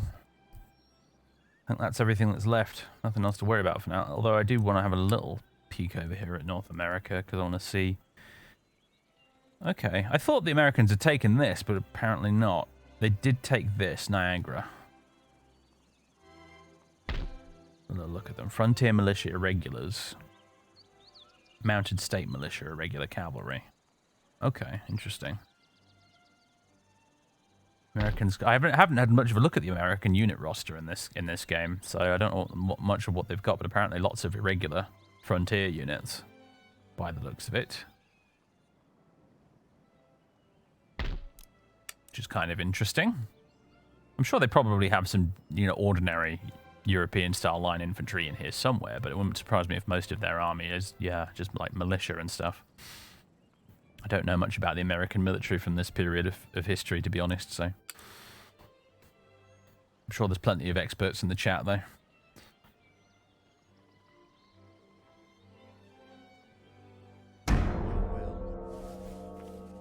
Oh, there's the big American army. What are the Dutch up to? Just patrolling, it looks like. I should probably look at the diplomacy screen and see who's fighting who, actually, because I think there's a few wars going on at this point, and I'm not sure who's on which side. We're trying to maintain our splendid isolation at the moment as Britain, aside from squishing the Moroccans.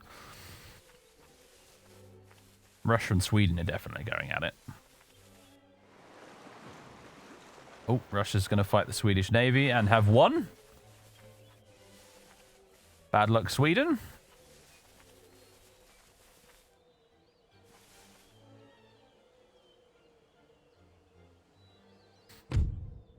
Agent recruited. James Watt. Scholar in the Bahamas. Well, you have got a long journey back home to Oxford or Cambridge, my friend, because I'm pretty sure I don't have any kind of university out here in the Caribbean. I wait upon your problem is I'm going to have to find a ship to take you back there, aren't I? Oh, boy. All right. What do we got? Racehorse. HMS Racehorse. Congratulations, you're going to go pick up this noted scholar and you're going to take him back to England. That way's probably the quickest, isn't it? There we go. We've still got 11 grand in the bank. I'm inclined to do a Britain and spend it on even more ships. Bulk out this trade fleet a little bit more, you know.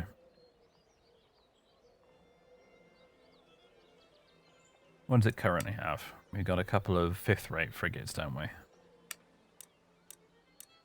We could get at least one decent big ship for it, would be good. Maybe not a Royal George first-rate, but maybe a third-rate ship. Ardent class, sounds good to me. Get one of those. Enterprise class. Well, we've got to have an HMS Enterprise. Just to stick it to the Americans.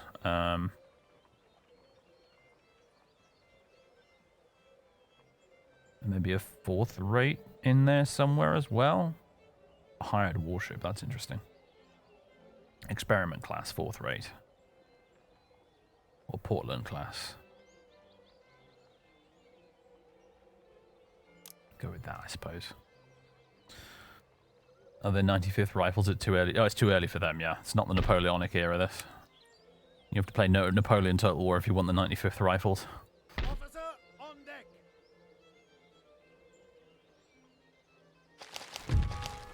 Adam Smith is dead. Oh, no! He was sat there in Ireland this entire time. I didn't even notice. Ship shape and Bristol fashion, Captain. Does this have any crew?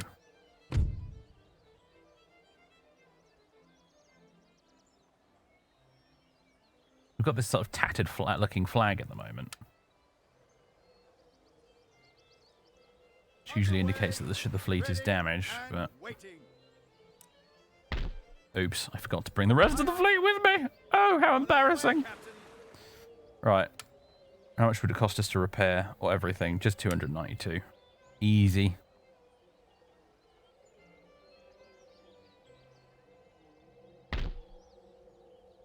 In fact, you're not even that damaged. You know, honestly, we don't need to sit around and do that. Just get the troops on board.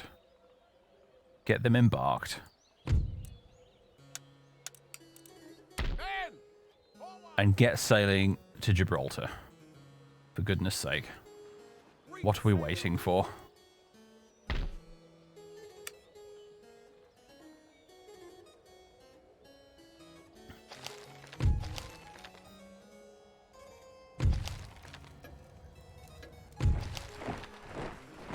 Oh, we forgot the Scots Guards and the oh, bollocks. Oh, damn and blasted. All right, let's grab St. Lawrence. Fucking hell. Under sail, Captain. Forgot some of the army. Men, forward. How embarrassing. Onwards. Right. You guys can travel quite far, actually, but no, let's get you go and link up with them. Can you not? Oh, it's because whatever. You'll just have to sail along next to each other. Having some issues merging the fleets there. Where to, Captain? Should probably recruit some more units just to sit around at home. few more regiments of foot. Unit stacking wonky. Yeah, it reminds me of trying to merge fleets in Rome Total War. In other words, almost impossible. Okay, let's go to diplomacy. Maybe we can try and scare up a few more trade deals if we ask the Ottomans really nicely. Would you like some money for a trade deal? Nope, they're really just not into it, are they?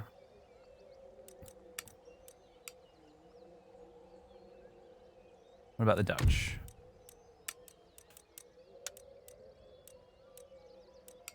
Give you some money for some trade, my Dutch friends?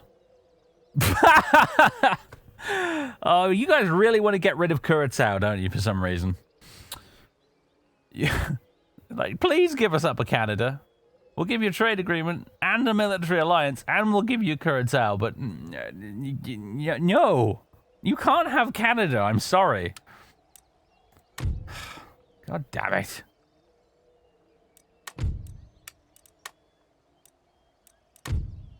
Oh, well.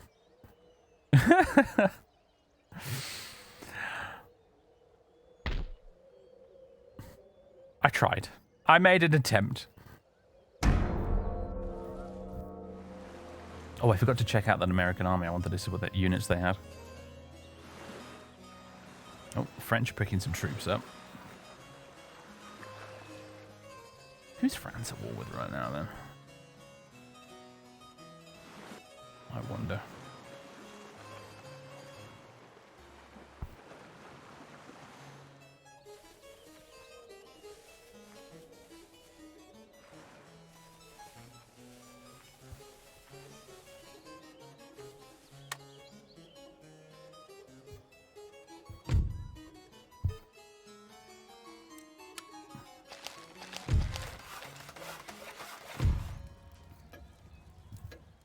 Okay. Orders.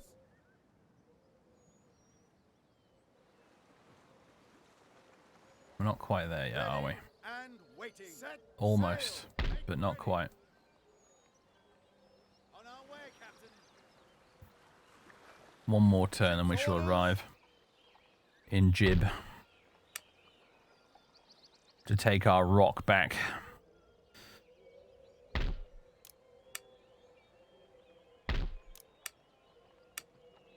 Right, still more recruitment going on. Right, France, who are you at war with right now? They're at war with Russia, Savoy, and Genoa for some reason. Interesting. So I assume these troops are on their way to Russia. Who's Russia at war with? Sweden and France. They're allied with the Austrians and the Danes. Oh, so does that mean the Danes are at war with Sweden? Yeah, Sweden's at war with... Wow, Sweden, what the heck? You're trading with the United States, which is kind of fun, I suppose, but you're at war with Russia, Prussia, and Denmark all at once. But you are somehow surviving, which is interesting, at least for now. What are you doing, Sweden? What are you doing?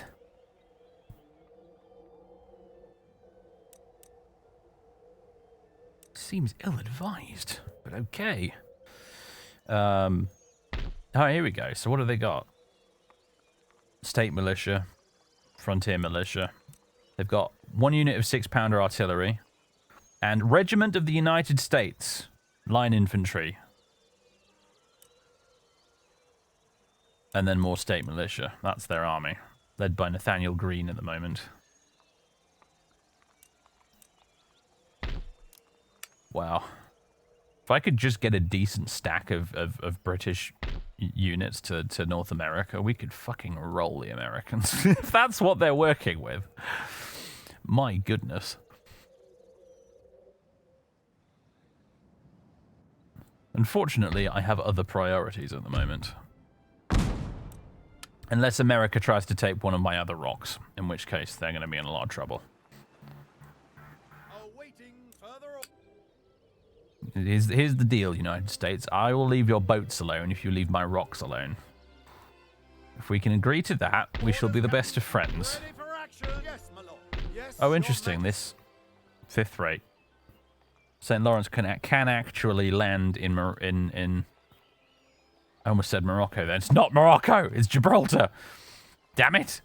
He can actually land in Gibraltar if he wants to. With the Scots Guards and our 6-pounder artillery versus all of that. I don't fancy their chances, but theoretically they could range ahead. Ooh. Officer on deck. I actually had an idea what they could do. Yes, Your Majesty. Aye, sir. Oh no, they can't make it that far. I was going to say maybe what they could actually do is raid this port down here. Is this Casablanca? Yeah, it is.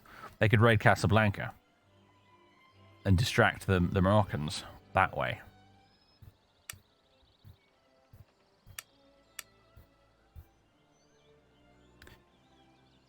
Heave away, boys. Heave away.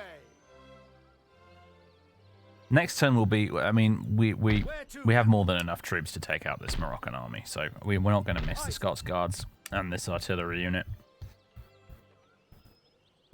But maybe attacking them in 2 places will confuse them a bit. They might have another army around here somewhere I don't know about, so...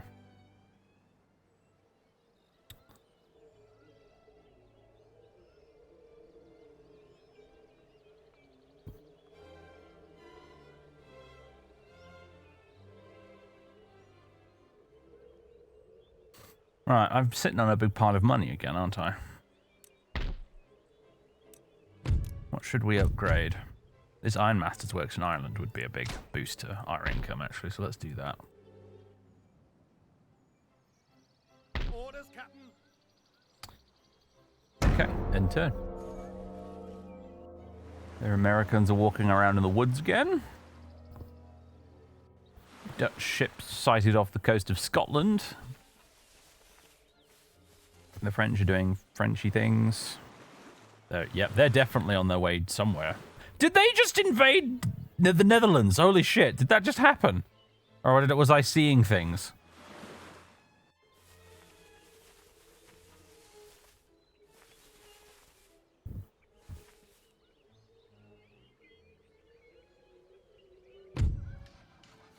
Okay.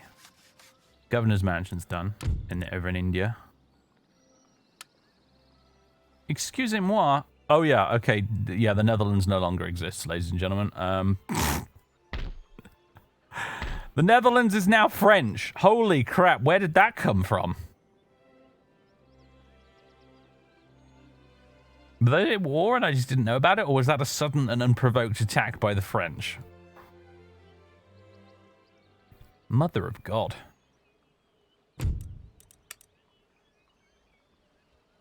I mean, is that the Dutch just gone from the game now? I think it might be. What happens to their overseas territories then? Because they own Candy Rebels. Okay. We have an opportunity here. We can sweep in and take all the Dutch overseas colonial possessions now. Oh, baby. Sri Lanka, my friend. Let's have a little scout around, shall we? See what's going on over here. What have they got? Hindu warriors, Arab mercenaries, and a general's bodyguard. Aye, aye, sir. Under sail. Right, as much as I would be loath a little bit to leave Calcutta totally undefended,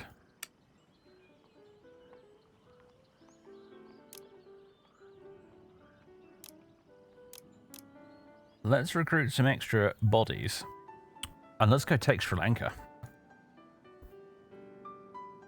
I wonder if they've got any other overseas... Oh, obviously there's... Oh, like, the East Indies are just, like, open for business now, man. Like, if you want to piss off the Dutch in this game, particularly in Imperial Splendour, try and trade in the East Indies. The Dutch will fucking come after you for it, like a little angry small chihuahua. They'll get really mad at you. But now... Although all that spice in the East Indies, it could be mine. Ooh. Ooh. I'm so excited. There's a power vacuum to be filled, ladies and gentlemen. All right. Just to number 81, thank you very much for 28 months of subbage. A Dark Star. In a letter published by the Royal Society, geologist and natural philosopher John Mitchell has suggested the existence of a stellar phenomenon possessing the most extraordinary of properties, an object of such concentrated mass that even light itself would be unable to escape its gravitational field, thus might be termed a dark star or even a black hole. Since light is trapped within them, these dark stars are effectively invisible, but Mitchell suggests that observing the motion of nearby stars affected by them would provide clues as to their location. Sadly, no instruments capable of measuring all this yet exist due to technical restraints, but Mitchell hopes his ideas might eventually be tested through experiments in future years. What a clever clogs. George III has a mistress, apparently, which makes the nobility happy, oddly enough.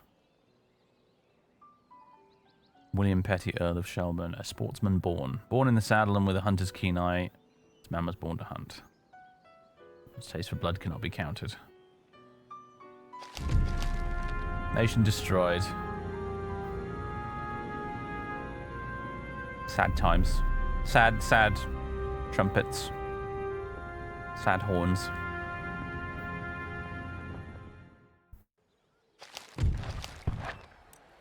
And Orders, Captain.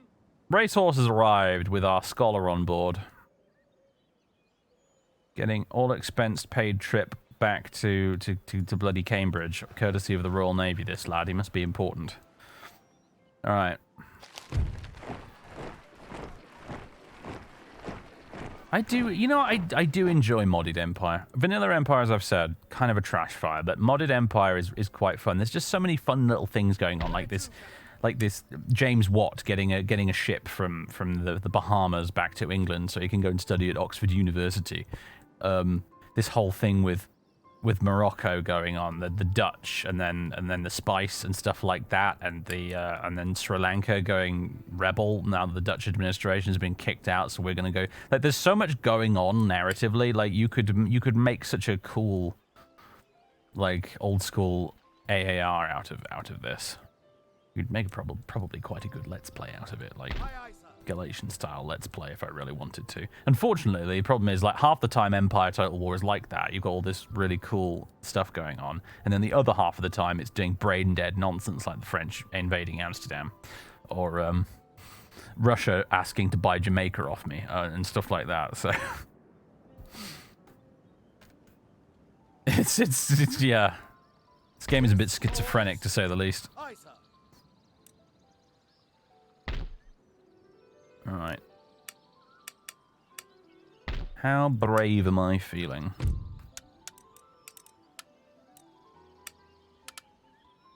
You guys want to go and raid this town? Marrakesh. Go and raid the iron workshops at Marrakesh. There you go.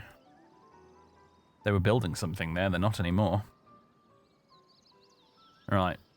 Now that's got them nice and distracted. Prepare for action, you scurvy dog! Alright. Well, I don't know why it's gotten so laggy. That's... Game does not like that, apparently. Let's disembark the troops.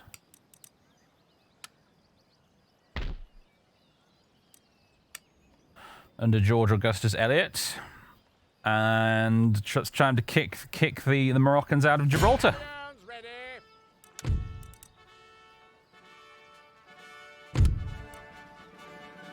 So teach them to touch the rock collection. Demand their surrender. Surrender refused. Let's do this.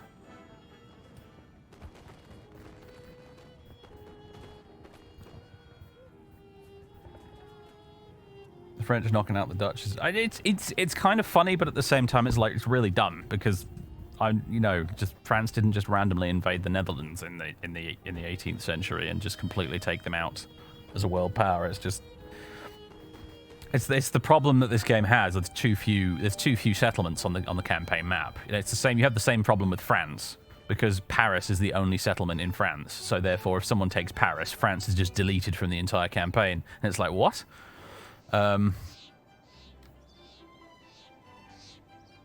Napoleon did it better because on Napoleon's campaign map, there were way more settlements, so you could actually fight a proper campaign. But yeah, well, this looks nothing like Gibraltar, but we're gonna fight here anyway. If we squint really, really hard, we can pretend that hill over there is the rock, I suppose. question is, how do we want to do this? There's a big kind of ridge line in the way between us and the town, which is a little bit irritating, so I'm thinking maybe we should deploy over here so that the artillery's got a slightly clearer line of fire. Alternative would be to try and rush up onto the ridgeline and set up there, but I'm not sure the enemy would really let us do that. They do get a vote, after all, when it comes to these things. So I think we'll set up the arty here instead. Might even unlimber them, actually.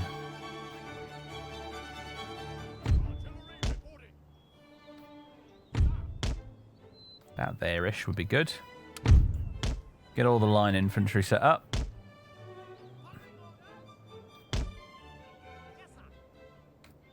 And who else did we bring with us? We got the 6th Light Foot. We've got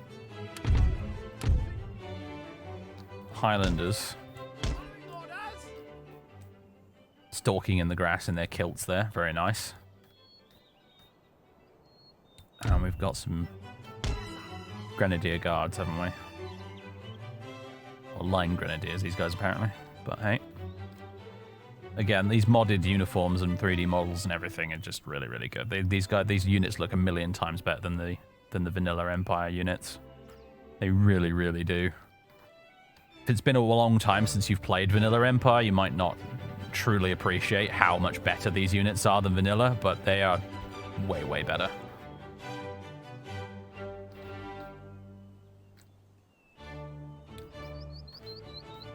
Alright.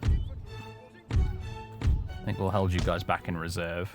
Units will break and run very easily in this mod, but they will also regroup very quickly as well. The battles in this are kind of weird like that. It's sort of interesting. You will find probably in this battle some of our front line will actually break and start falling back, but they will then regroup after they've gone far enough. But we are perilously close to the map border, having said that, but hey. Alright, and the cavalry... Well, the General's Bodyguard, we'll have them set up right at the back here. What's your name again, old chap? I don't know. It doesn't say. We'll have the cav set up over here, I suppose. Is this a proper foresty bit we could hide in, or not? I don't think it is it? So what have we got over here? It's the Royal Horse Guards Blue, which I think are a unique unit. We can only have one of them. Dragoon Guards and Light Dragoons. Right. Let's get started. Where have the Moroccans deployed? Oh, they're all the way over there. Interesting. Their units look pretty cool as well, to be fair. Love the headgear. We've got a lot of defenses set up. Not that's going to help them much, I don't think. They've got dudes with swords. Oh boy.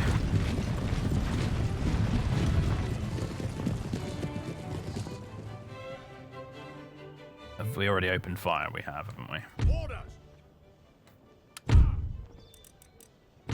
We have much in terms of options for ammunition. Carcass shot and explosive shot. We'll go with explosive for the howitzers.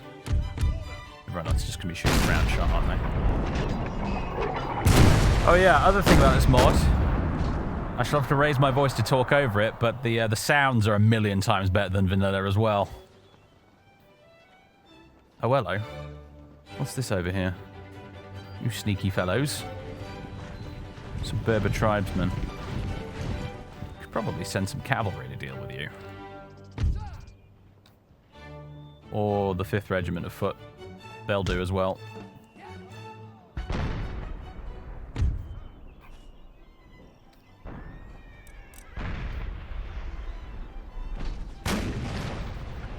Actually, you guys shooting them? Because you should shoot them. I think the howitzers are firing at them, aren't they? I just saw a shell explode over there. Yeah, they are. Oh, they're being sneaky. They're being sneaky. Right. Do what we do best, lads. Slowly march across the field until somebody shoots at you.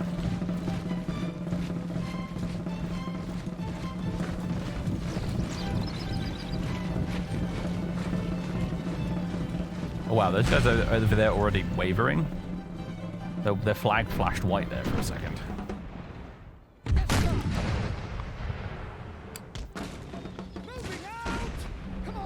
The RT's still shooting over here. There are bodies appearing. Those sneaky Moroccan devils, though, they seem to have scarpered. I don't see them anywhere. Let's take these Dragoon guards. Move them around the back here. Like so. So we've got some cavalry on this flank, so we might need it, as it turns out. And they've buggered off. I don't see them anywhere. Right, you guys just hold fast there for a bit, in case they reappear. Love all the smoke effects, by the way.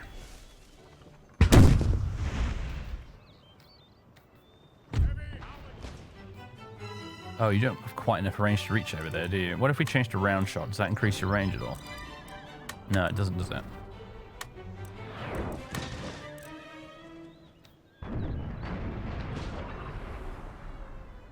I think artillery have unlimited ammo in it, don't they? So we don't need to worry about conserving. Ah, there they are again.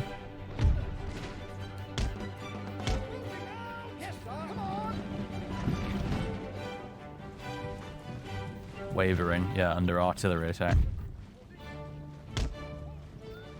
Alright, pick up the pace, Japs. See if we can catch them. Have the cavalry arrived yet? No, they're still making their way over here. Not in a rush about it either, apparently. Come on. Double time. Chop, chop.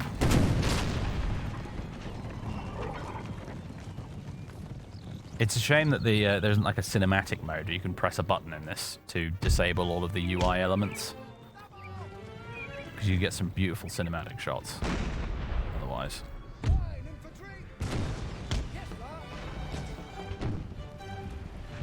They're just running away from all the howitzer shells, aren't they? We got a few of them there, I think. Yeah.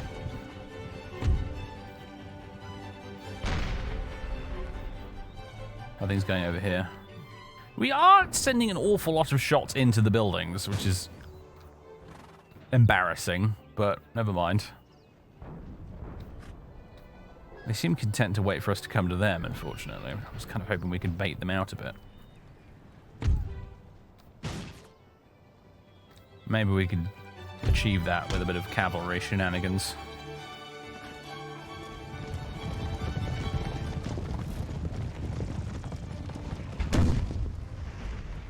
I was hoping that just shelling them with lots and lots of artillery would make them change their minds, but they seem content to sit there in the town getting shelled. Rather frustratingly.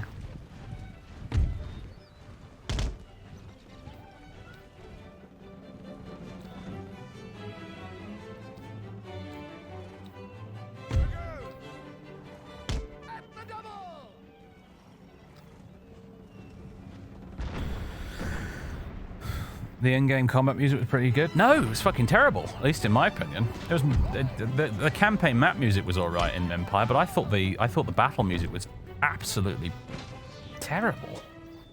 Really, really uninspired. Especially compared to Roman Medieval 2, which came immediately before this game. You didn't have like good, like the music didn't change very much depending on like what you were doing either. You know, like how in Roman Medieval, like the music would change where if your army was stood still versus if it was on the march versus if it was in combat.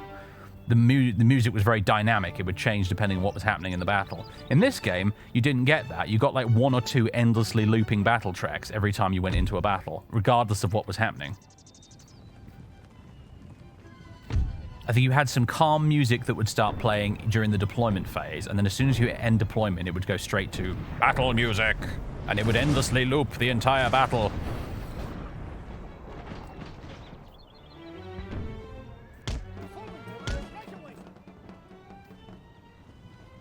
Music-wise, Shogun 1 and 2. See, Shogun 2, I'll tell you why Shogun 2 has such a good soundtrack. It's because they got Jeff Van Dyke back to do it. Jeff Van Dyke did all the Total War music up to Medieval 2. Then they ditched him for Empire. They got someone else in to do the music for Empire. And then they got him back again to do Shogun 2. Right, those guys are just routing now, aren't they? Or, well, no, they've gone back to wavering. They've regrouped, apparently.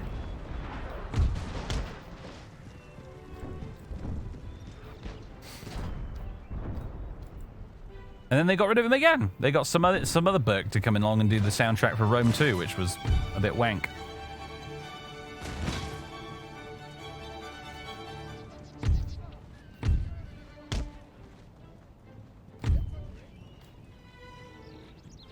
Edging closer and closer to being in range, finally.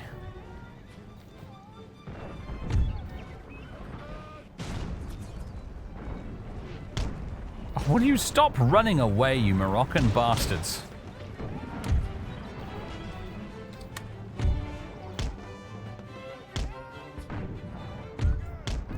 Oh, I'm going to send in the cav. Send in the dragoons. Send in the dragoon guards to go and murder these guys.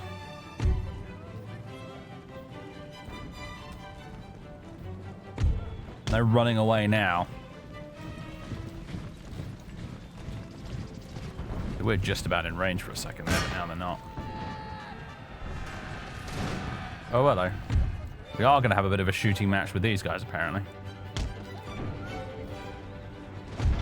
Alright, what the hell are you guys doing? You're wavering now. Concerned attacked in flank. What the hell's going on? Cavalry seems to have failed at the very basic job of charging the enemy.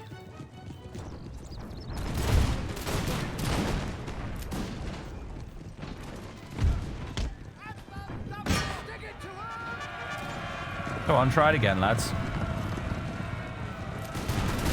Oh, you did just get shot in the face, although remarkably few of you actually died.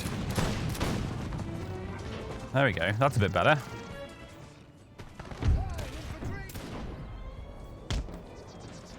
There you go, that's what was supposed to happen the first time.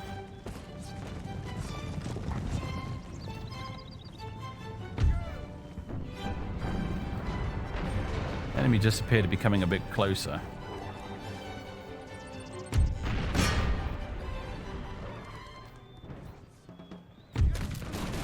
Oh god, you're probably getting shot at by our own bloody redcoats right now.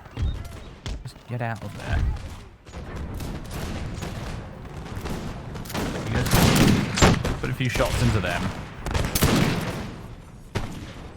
See them off.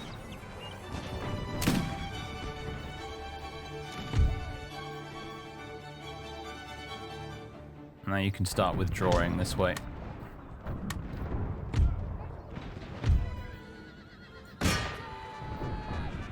What have they got over there? Some tribal horsemen. Yeah, I'd like to avoid them if we can.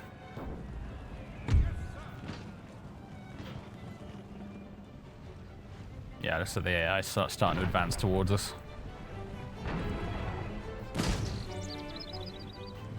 Straight into our artillery.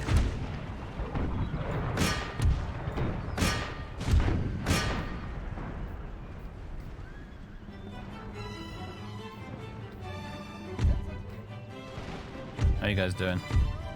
Oh, those guys have guns, I see. Alright, I'm satisfied you've done a decent enough job of killing those guys off, so withdraw now to the woods. You're wavering a bit. And concerned under artillery attack, really. Didn't realise the Moroccans even had any artillery, but maybe they do somewhere. Or maybe it's a bit of friendly fire.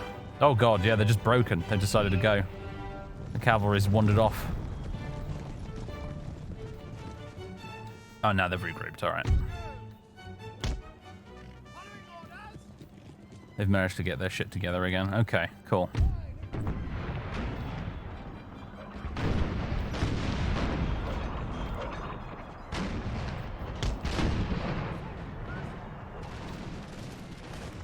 Alright, everything's going over here.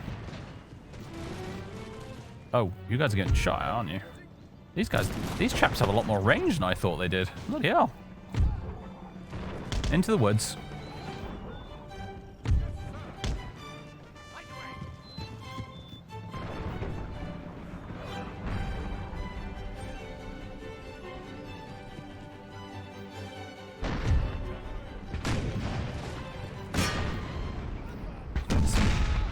artillery fire into them. Howitzer fire into those. What are they called? Orta. Taifatal Rusa or something. I don't know.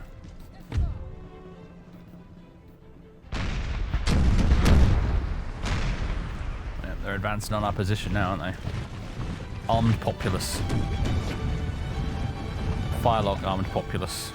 I have to switch to the canister shot pretty soon. In fact, we can go for the canister shot, actually. We're very much in range for it.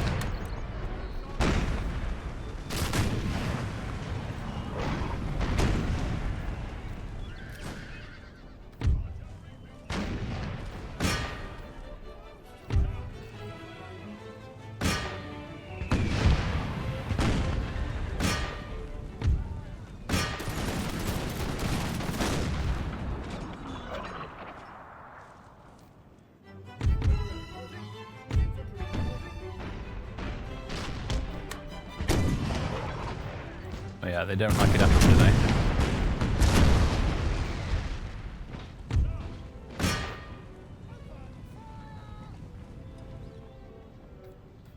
Nothing's going over here. Oh, you guys are running away.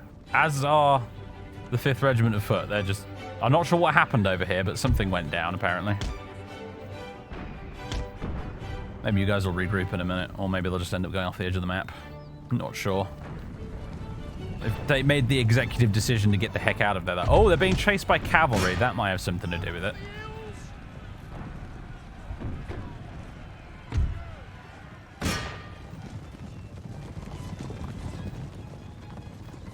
Shame we didn't notice that in time. I'd been able to form a square and do something about it. Never mind. He's going over here.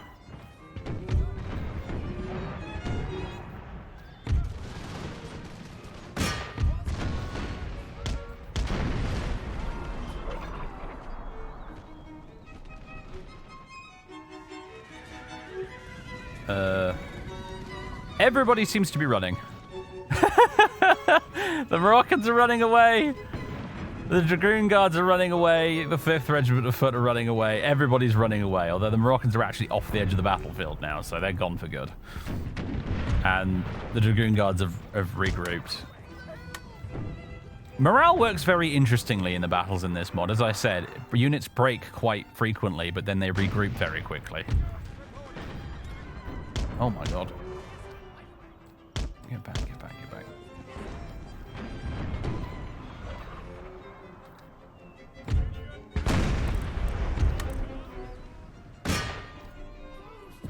Oh, His Majesty has arrived, ladies and gentlemen.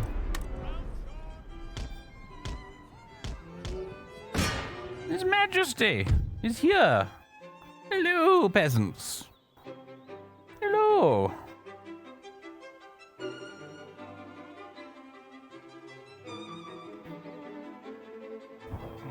Hello, beast. I could put you on your head, my head, and you'd look like a grenadier's bearskin for all of about 1 second until you scratch my eyes out. It's come to oversee things, have you? Come to check up on my progress, Colin. Yeah, these are light infantry, although I don't believe we have the tech right now that allows these light infantry to deploy in that light infantry skirmisher formation. They do have those nifty hats, though.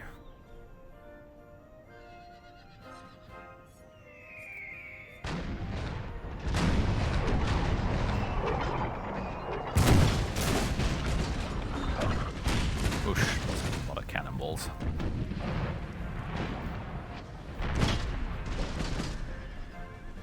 It's kind of looking like we're just going to keep shelling the Moroccans until they give up, which I'm okay with. Enjoying total artillery supremacy is pretty nice, not going to lie.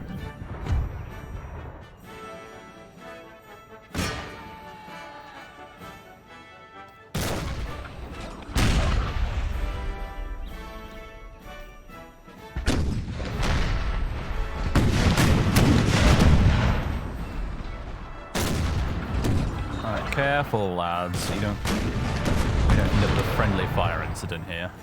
Oh, hello.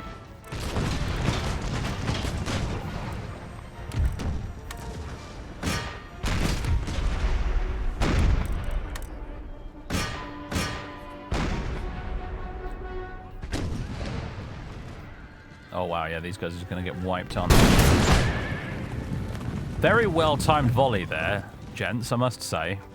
So well done on that front, but...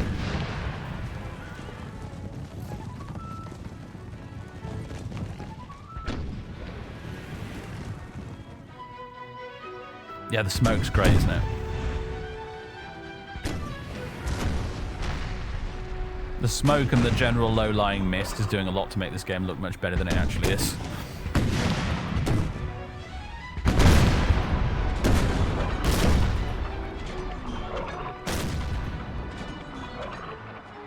People are going to be picking up like little balls of shot out of these fields for centuries after this, aren't they?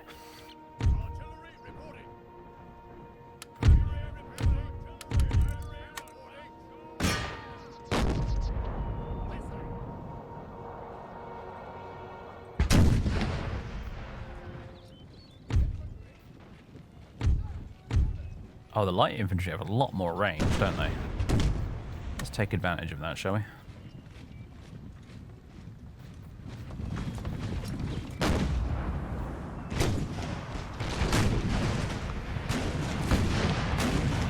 I'm noticing a lot of our shots are going straight into the ground directly in front of us. It doesn't feel like the terrain here is particularly sloped in front of us, so I don't really know what that's about. Just some really shite accuracy, I guess.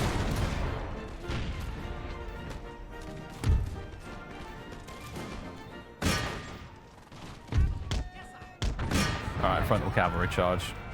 Beats just being here, sitting here being shot at. I'll send in the Royal Horse Guards. We'll see if this is a charge of the Light Brigade sort of situation or if it ends up being decent. Oh, well, they've started running a little bit. No? Okay, they turned around.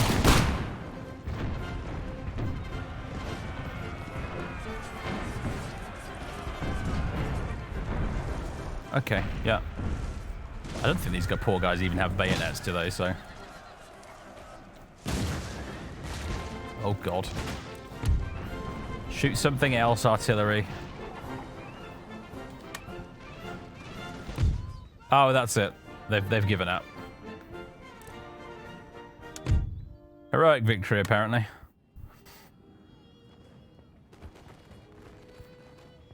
We just basically blew the Moroccans to bits with cannons for half an hour, and then they eventually gave up. We lost 136 men. They lost a lot more. Who got the most kills then? Looks like the Dragoon Guards with 271 did pretty darn well for themselves. The cannons got a huge chunk of kills, obviously. The Royal Horse Guards Blue got a lot at the end there. The General somehow managed to get 39 kills, and I don't know how on earth that happened. That's a bit odd.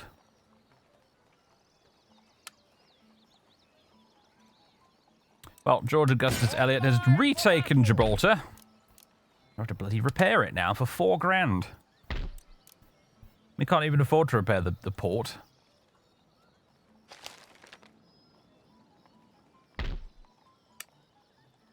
Right. We got our rock back. Anything new here? Nation destroyed. Oh yeah, we get to watch the Dutch destroyed cinematic again for a third time. And I think I suggest we hop across the straits here and yeah, we'll take Tangier while we're about it. Demand their surrender. Refused. Here we go again. You are about to become a subject of the crown, Morocco, and it's your fault. I would have happily left you alone, but no. You were like, no, I want your rock. I wish to have your Gibraltar for my sultan. Not apparently appreciating the consequences of your actions. Wow, that's some rain. That's going to make the battle really annoying to fight, because I won't be able to see what the hell I'm doing.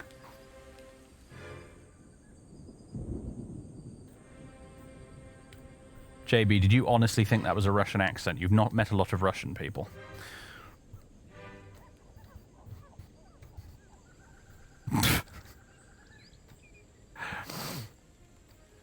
This is the Hollywood Russian accent strikes again. Apparently, there's a lot of people in this world who think that a Russian accent sounds not remotely like what a Russian accent sounds like. I found that a lot in the Jazeera Oblivion playthrough. People kept asking, "Why is Jazeera Russian?" I'm like, he sounds nothing fucking like a Russian. We brought the English weather with us. Yes, I suppose it's heralding our arrival, isn't it? It's an omen.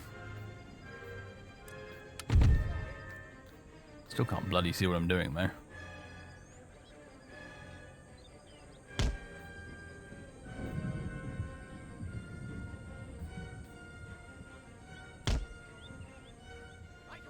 You can't wait in this game. No, you can't.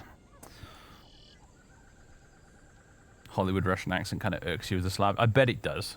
It's like when Americans do fake British accents in TV and film. It irks the crap out of me as well, mate.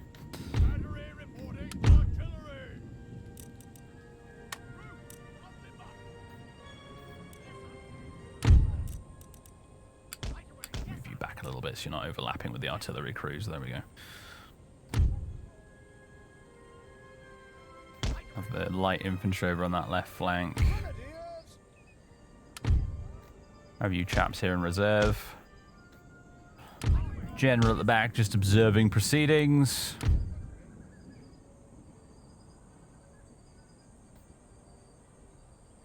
We'll have the horse guards on the right. Light dragoons over on the left. And the dragoon guards over on the left as well.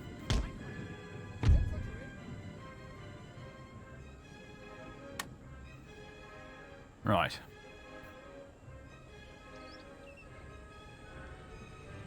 I don't think weather has any effect either in this game as well. Like you can't wait to change the weather, and the reason is because the weather is purely cosmetic in Empire Total War.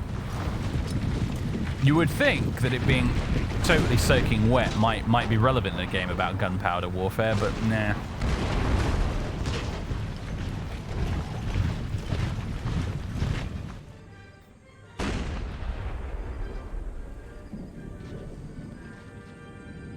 Does you misfire in vanilla? It does anyway. I'll take your word for it. I've never seen that happen.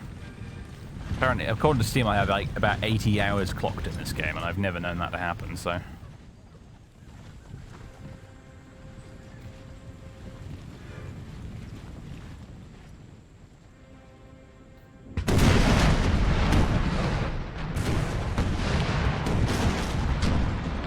still can't fucking see anything though. Not to mention the enemy is surprisingly well camouflaged.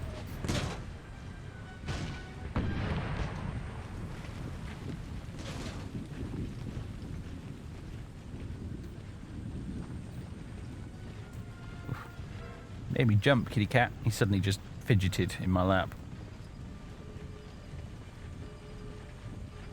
You do that, kitty cat. Did you do the cat equivalent of that thing where you just randomly jerk awake? Because you have that falling sensation. Is that what just happened?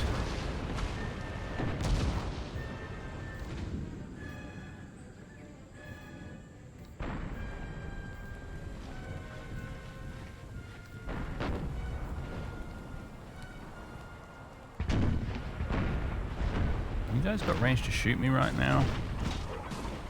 Looks like you do. That sucks. Alright. Did you just take out some of the horse guards? I think you did. Son of a bitch.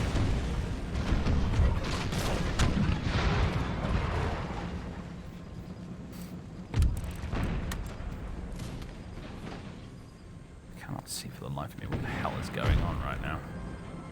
I need like that button I have in Medieval 2 where it highlights all the units.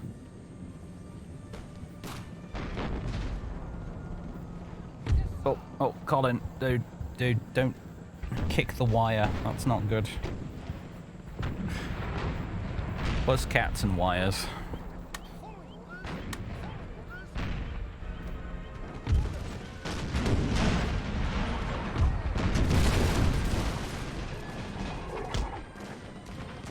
Oh yeah, okay, there's howitzers landing near them. Made them waver a bit. And they're broken. We'll probably regroup, though, unless I send the horse guards up there to chase them off.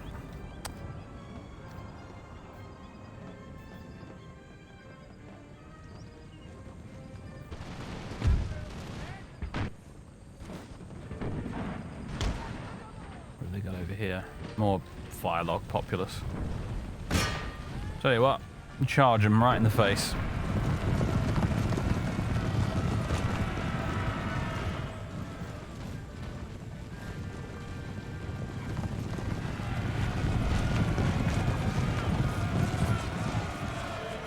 I feel like you guys ought to be absolutely massacred, and you are being massacred, yep.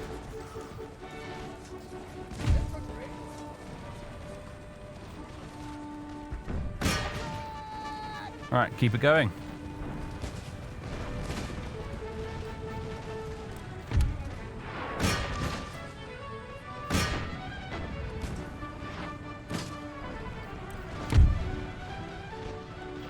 I think of the RT in general. Shift your fire over there before we end up taking out some of our own troops. Because getting hit by artillery fire really spooks units in this. And that includes your own artillery.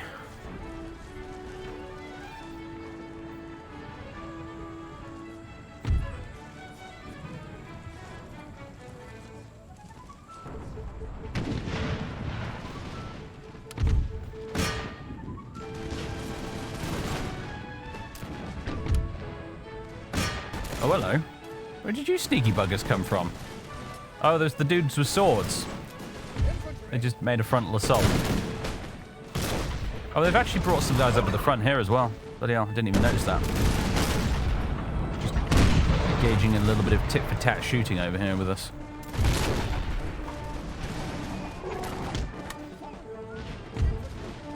Doesn't seem to be going terribly well for them.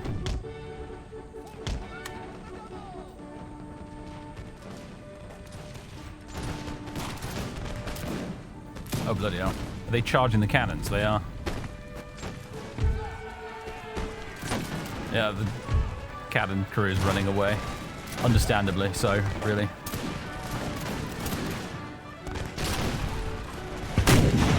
You guys gonna shoot them or what? Come on.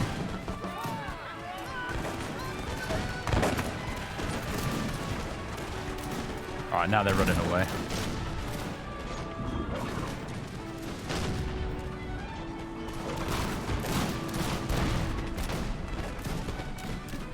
I guess they didn't want to hit our own guys. Yeah, the visibility in this battle is becoming a bit of an issue.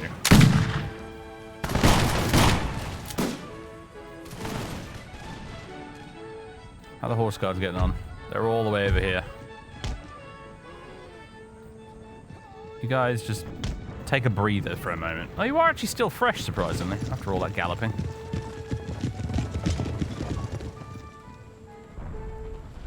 Battlefields in this game are just massive, aren't they? That's one thing I will say in favour of Empire. It's just gigantic battlefields.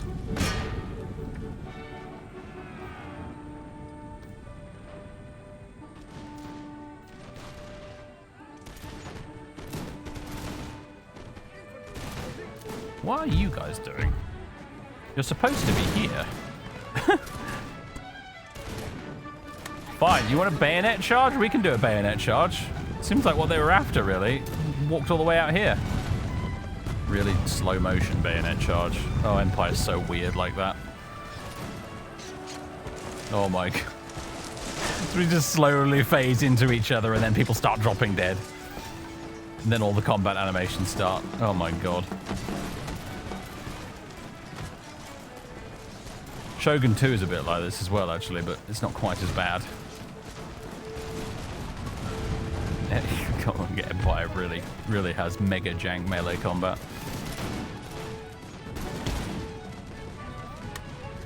Oh, you want to bayonet charge them as well while you're here? They're coming at you with some swords. You've got bayonets. This is so bizarre. Look at them. Look at them. Everybody moving in slow motion. Chariots of Fire ought to be playing.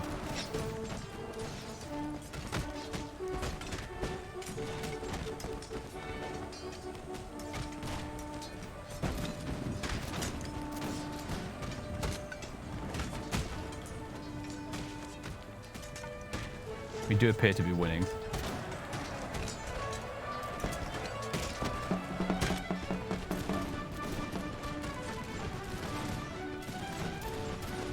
Not surprising, really. They might have swords, but they're just random townsfolk, aren't they?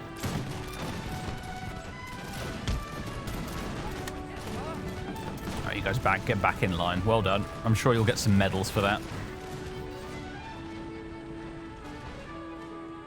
Now, where have the horse guards ended up? Oh, there they are. Actually in the town now.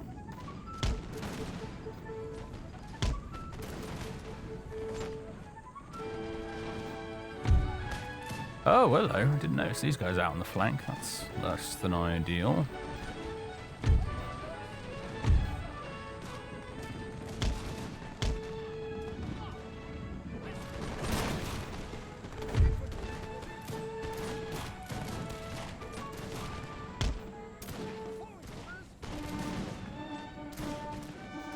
What are you guys doing?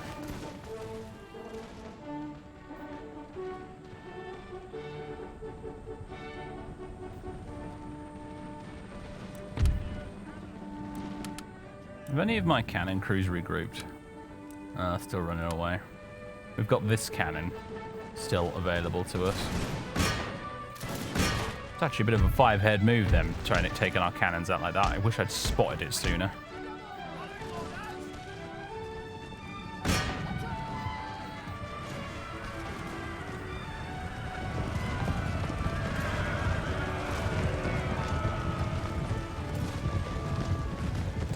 I hope you guys... They've not formed a square. They're kind of in a square, but they've not formed square.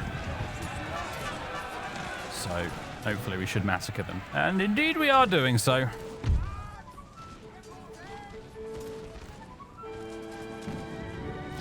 Enemy general killed. Well, that helps as well.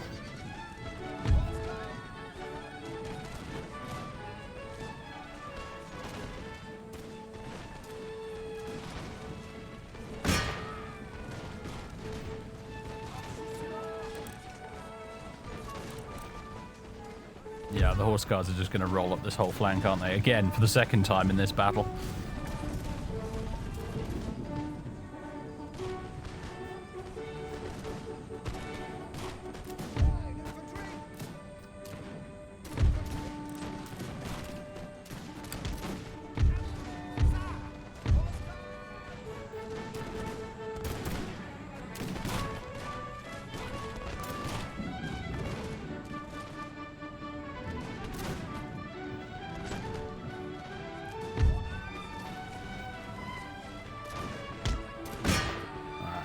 Deal with them.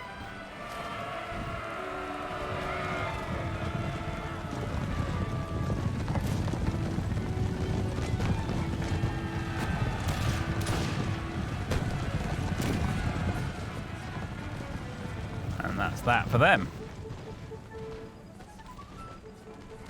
Right, what have they got left that hasn't routed yet? Looks like possibly these chaps. And they're about to break as well, aren't they? In fact, they have broken. And that's all she wrote. Another heroic victory. All right, JB, you're off, mate. Yeah, I need to go as well, really. It's coming up on 9 o'clock, and I've got work tomorrow, so this is weirder than you remembered. Yeah, welcome to Empire Total War. This game is fucking weird. This is the thing, like, I have about this game. Like, everyone who's like, oh, Empire Total War's awesome. I'm like, do you not remember all of this weird shit that was in this game? Like, have the rose-tinted spectacles got you? Because, this game's full of some really weird bullshit. I mean, the modding community's done a heroic job of making it way more playable than it was, but good God.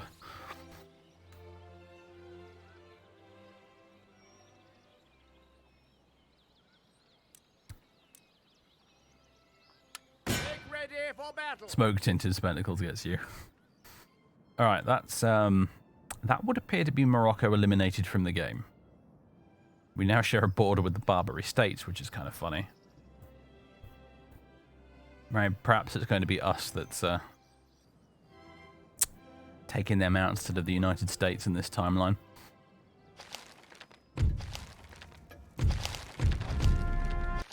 Yep, the Dutch have been destroyed. We know. There you go, for a 4th or 5th time, we've been reminded.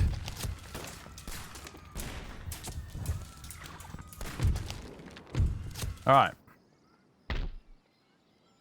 Alright, Gibraltar's relatively happy. Tangier less so, but actually is remarkably under control. All things considered. It's going to cost a fortune to repair this place, though.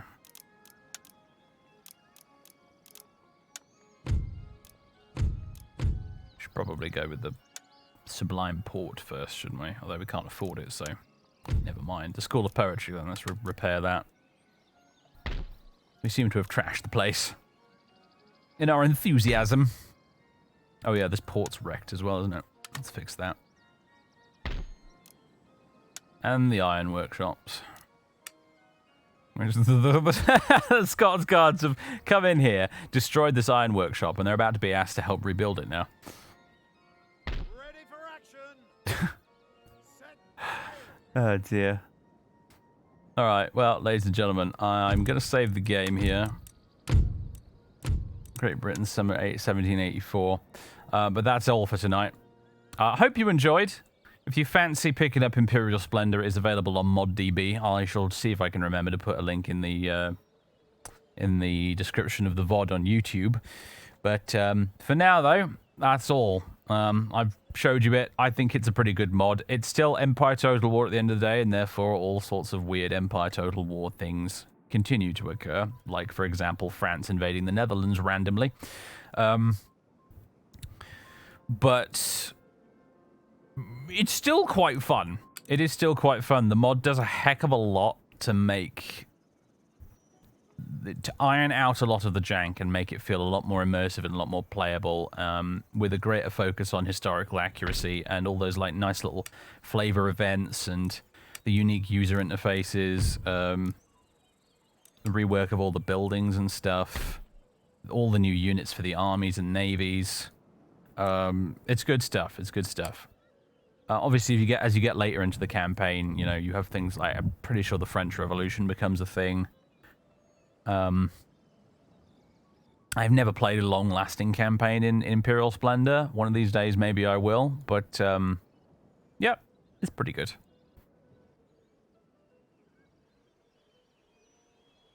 What year is this? 1784, mate. Yeah, the campaign for Imperial Splendour starts way later than the vanilla games campaign does.